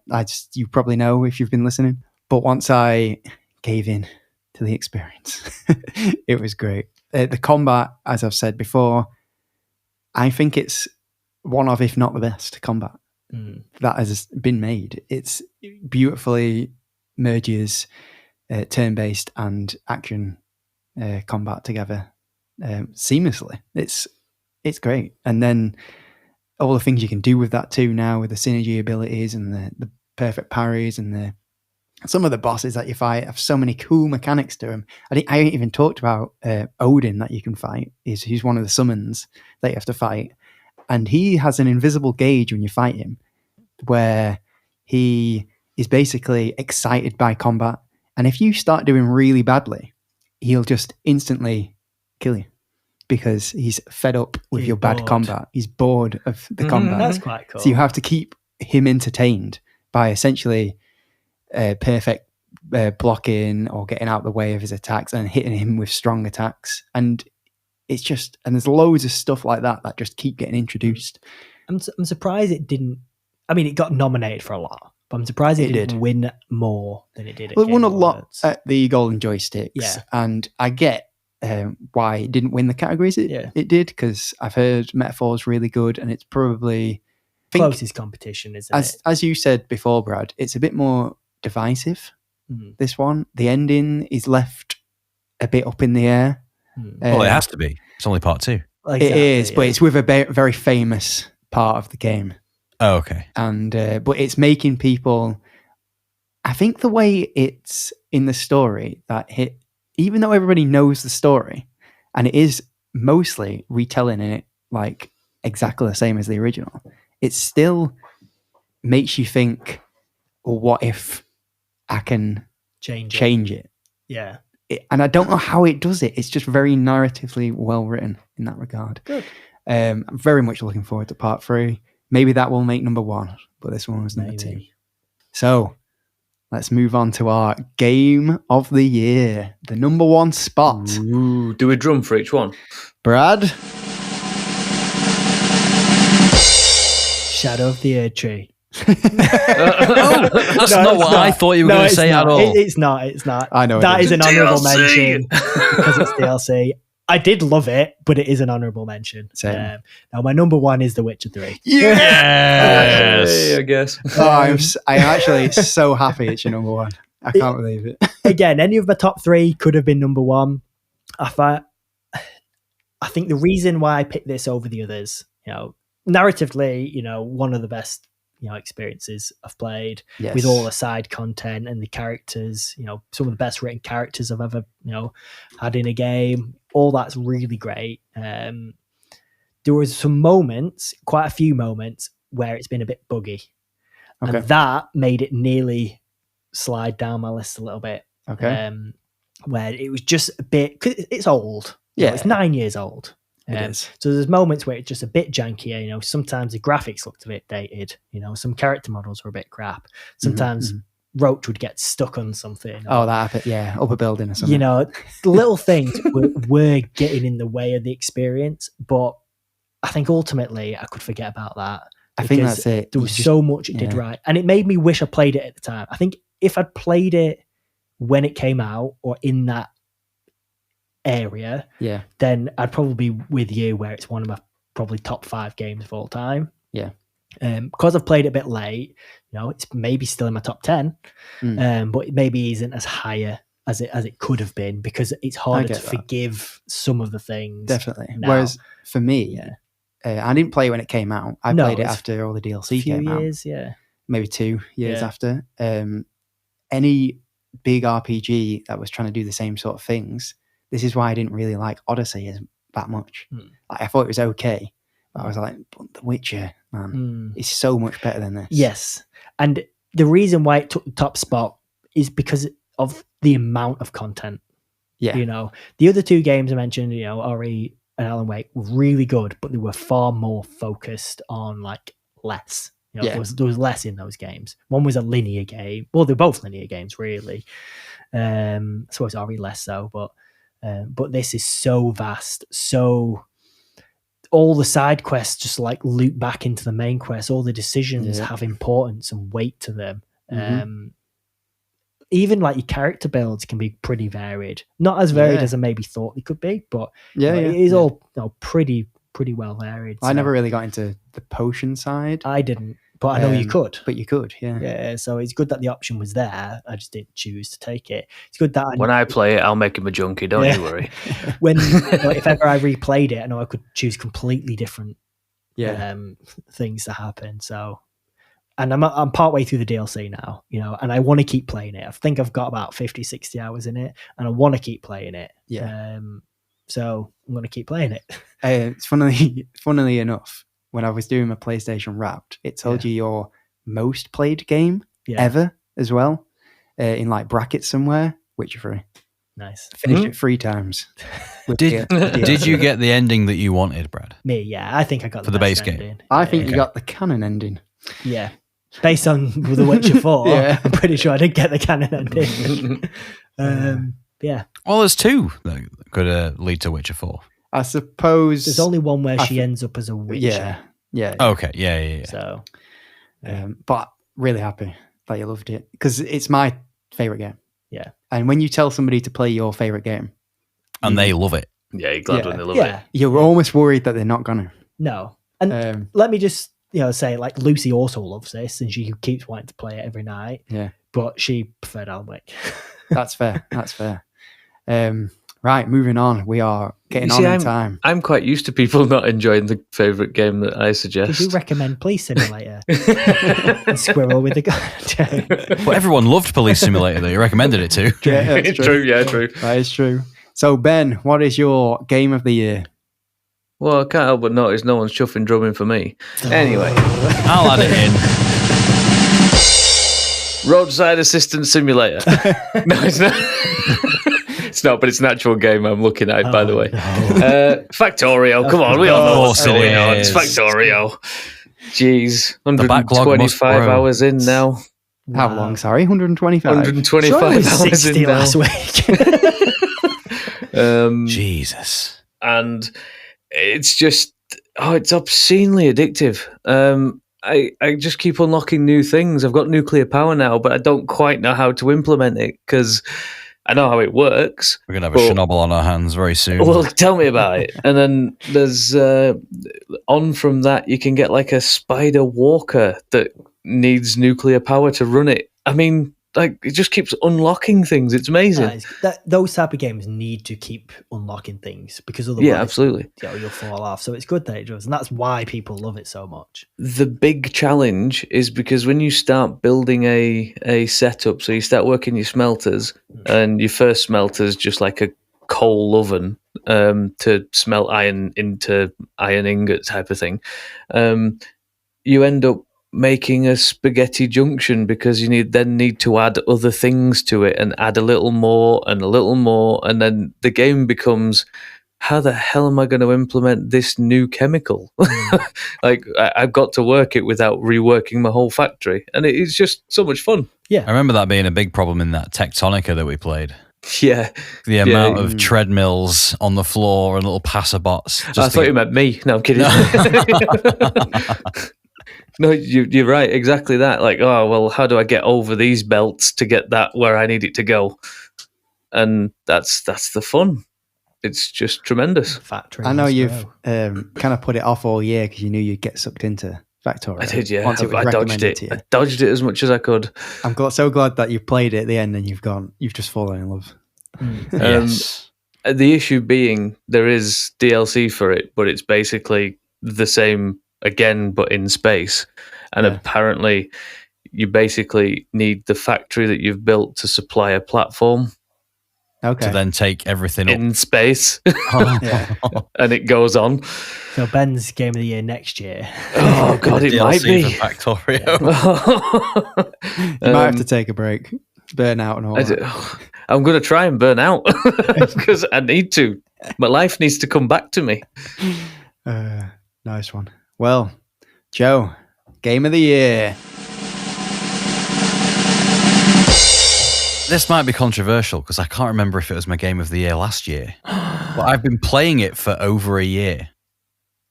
Armored Core 6. I knew you were going to say Armored Core. I think it was, I think it was your Game of the Year last year as well. Because I only just looked when I got to number 2. I'm like, did I do this last year? But it was this year that I completed it all three times. I hadn't completed it last time. Oh, right, okay. I just started playing it even though it came out in August. Yeah, maybe. But it's just such an engrossing game. The world of Rubicon, the fuel that is sentient, which is what they're mining, that like gets in your head. I can't wait to watch the Secret Level episode about it with Keanu Reeves in it because I love me some mech combat. Yeah. The amount of mechs I've made, I think it's nearly in the triple digits. Jesus. Wow. That have just changed components, revised, saved a version of it. So I can go back to it at a later date. Oh, there's so much. And like I've not touched the PvP once. And there's just so much to do in the game. I've not even unlocked every component. You should play the PvP. I've heard it's very toxic and a death poison pool. If you don't, very Miyazaki. Yeah, fair enough. That's the poison swamp. Yeah. It's the PvP. Yeah. But like, it's one of them games that you have to get better at, but you don't level up in any way meaningfully. Like you can't. There's no like spawn point where you can like, oh, I'll boost my health up. I'll boost my thing up. Yeah, you get better. Everything comes with a sacrifice in another way. Yeah. Like sure, you can have heavier weapons, but then you won't be able to move as fast and you'll take more hits. Or sure, you can be really lightweight, but you can't have a good generator, so your energy will run out really quick. Yeah. Or you'll have a certain leg setup so you can like hover, but you've got no maneuverability on the ground. Right. Yeah. And it's like everything comes with a check and a balance, and there are ways to like have a meta And like on the Reddit and Discord and stuff, they're all about, oh, you have to have these arms, this shotgun, this whatever. I've never found a way to gel with the playstyles they use in the meta. But again, they'll be better for PvP. They are. So yeah, like every melee weapon feels really good in it. But then again, if you have a melee weapon, you lose a long range slot. So anything that can snipe you, you can't hit it. Yeah. And there's like all the different weapon types. You've got plasma, laser, kinetic, explosive, shields even. Oh, they don't really use those. But it's just everything you do, it's just so engrossing. And you can feel like you make I feel like I've made an entire faction of my mechs that I could pull out at any moment. I wish I could deploy them all at once. I'm surprised you've not 3D printed a mech. There are 3D prints of the mechs, but they require a resin printer because they're so detailed. Yeah, true. Yeah, I do have a model kit on back order of like the protagonist one. That's cool. But they sold out like immediately once the news came out that they were making them. I can imagine. And because it's a FromSoft game, there are no good guys. The story is like it's the least bad or it's the worst bad. Everyone sucks. Yeah, everyone sucks in some kind of way. Cool. But yeah, I could not recommend it enough.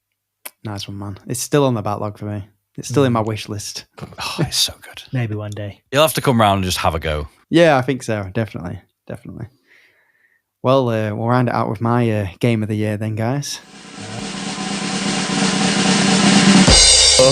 Baldur's Gate 3. Yes, I was wondering where that was. I actually, when you said it was Final Fantasy was your number 2, I was like, what else has he played? It took me ages, and it Twitch. What else is he still playing? It's because he's been playing it for a decade. So I'm just going to throw this out there. Still not finished. I know you've we're literally still at the start of Act 3 because we haven't played it since Moss mentioned it. But we're planning on playing it over Christmas. But it's more than a game. I don't know how else. Lifestyle. I don't know how else to like put it. It's just incredible. Be interesting to see where this lands on your games of all time. I think it'll be on there. I think it's in top 3.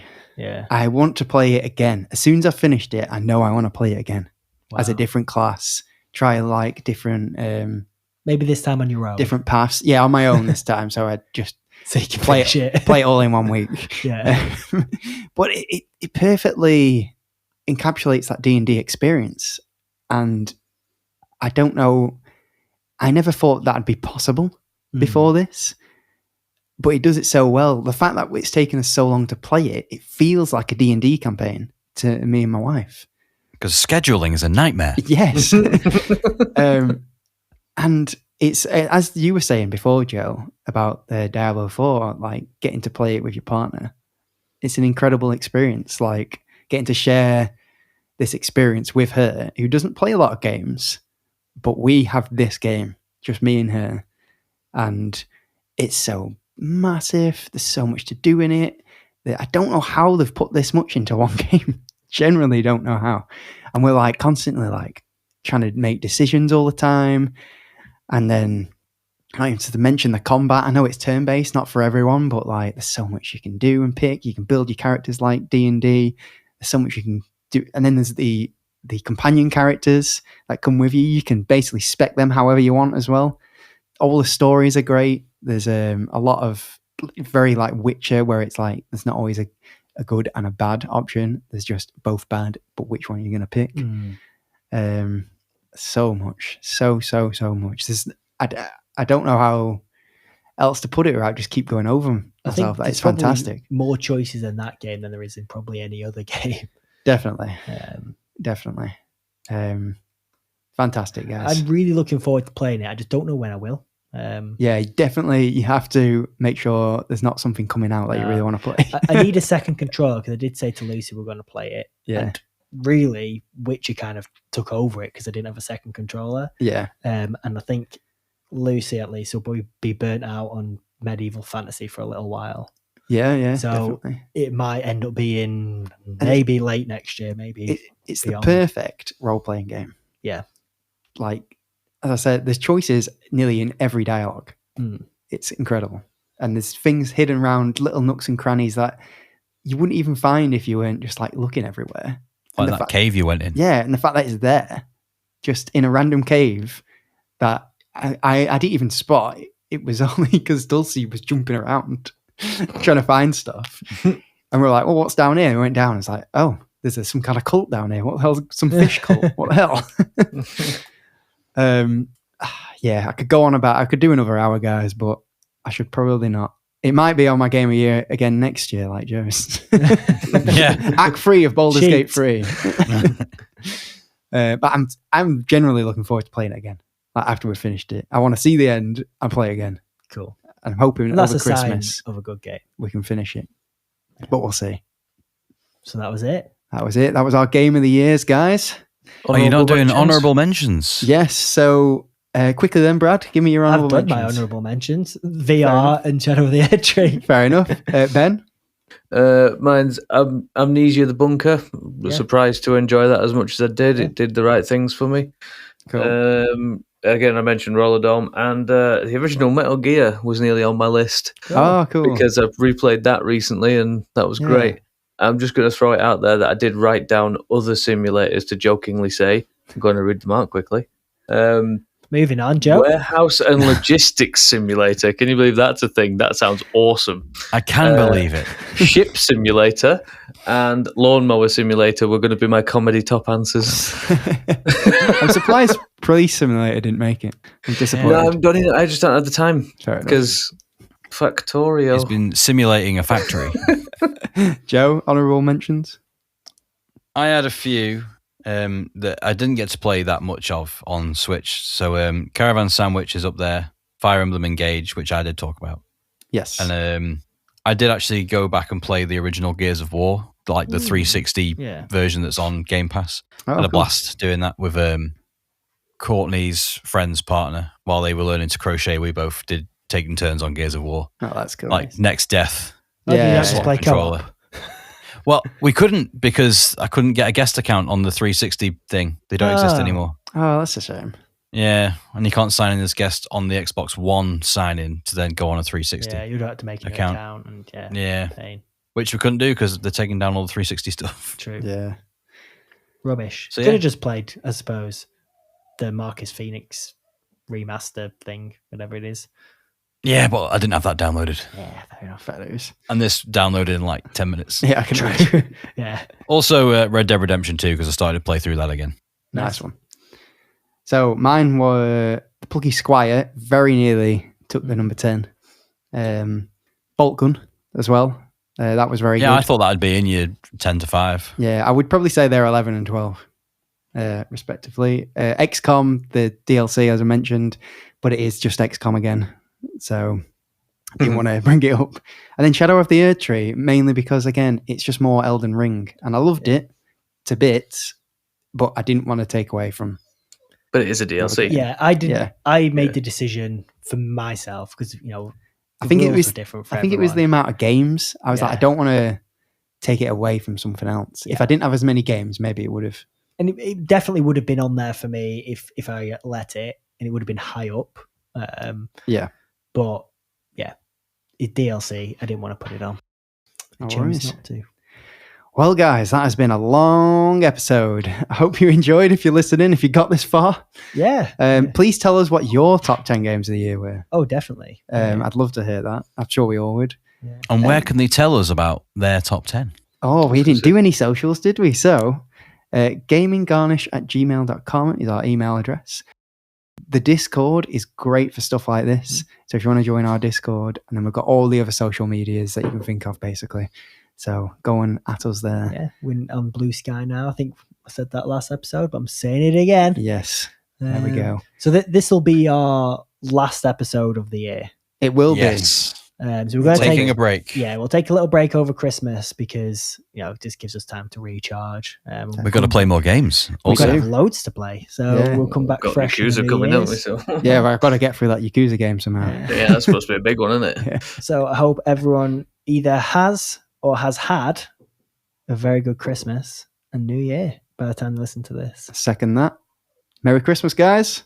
Merry Christmas. See you in the new year. See you soon. See you later. Bye.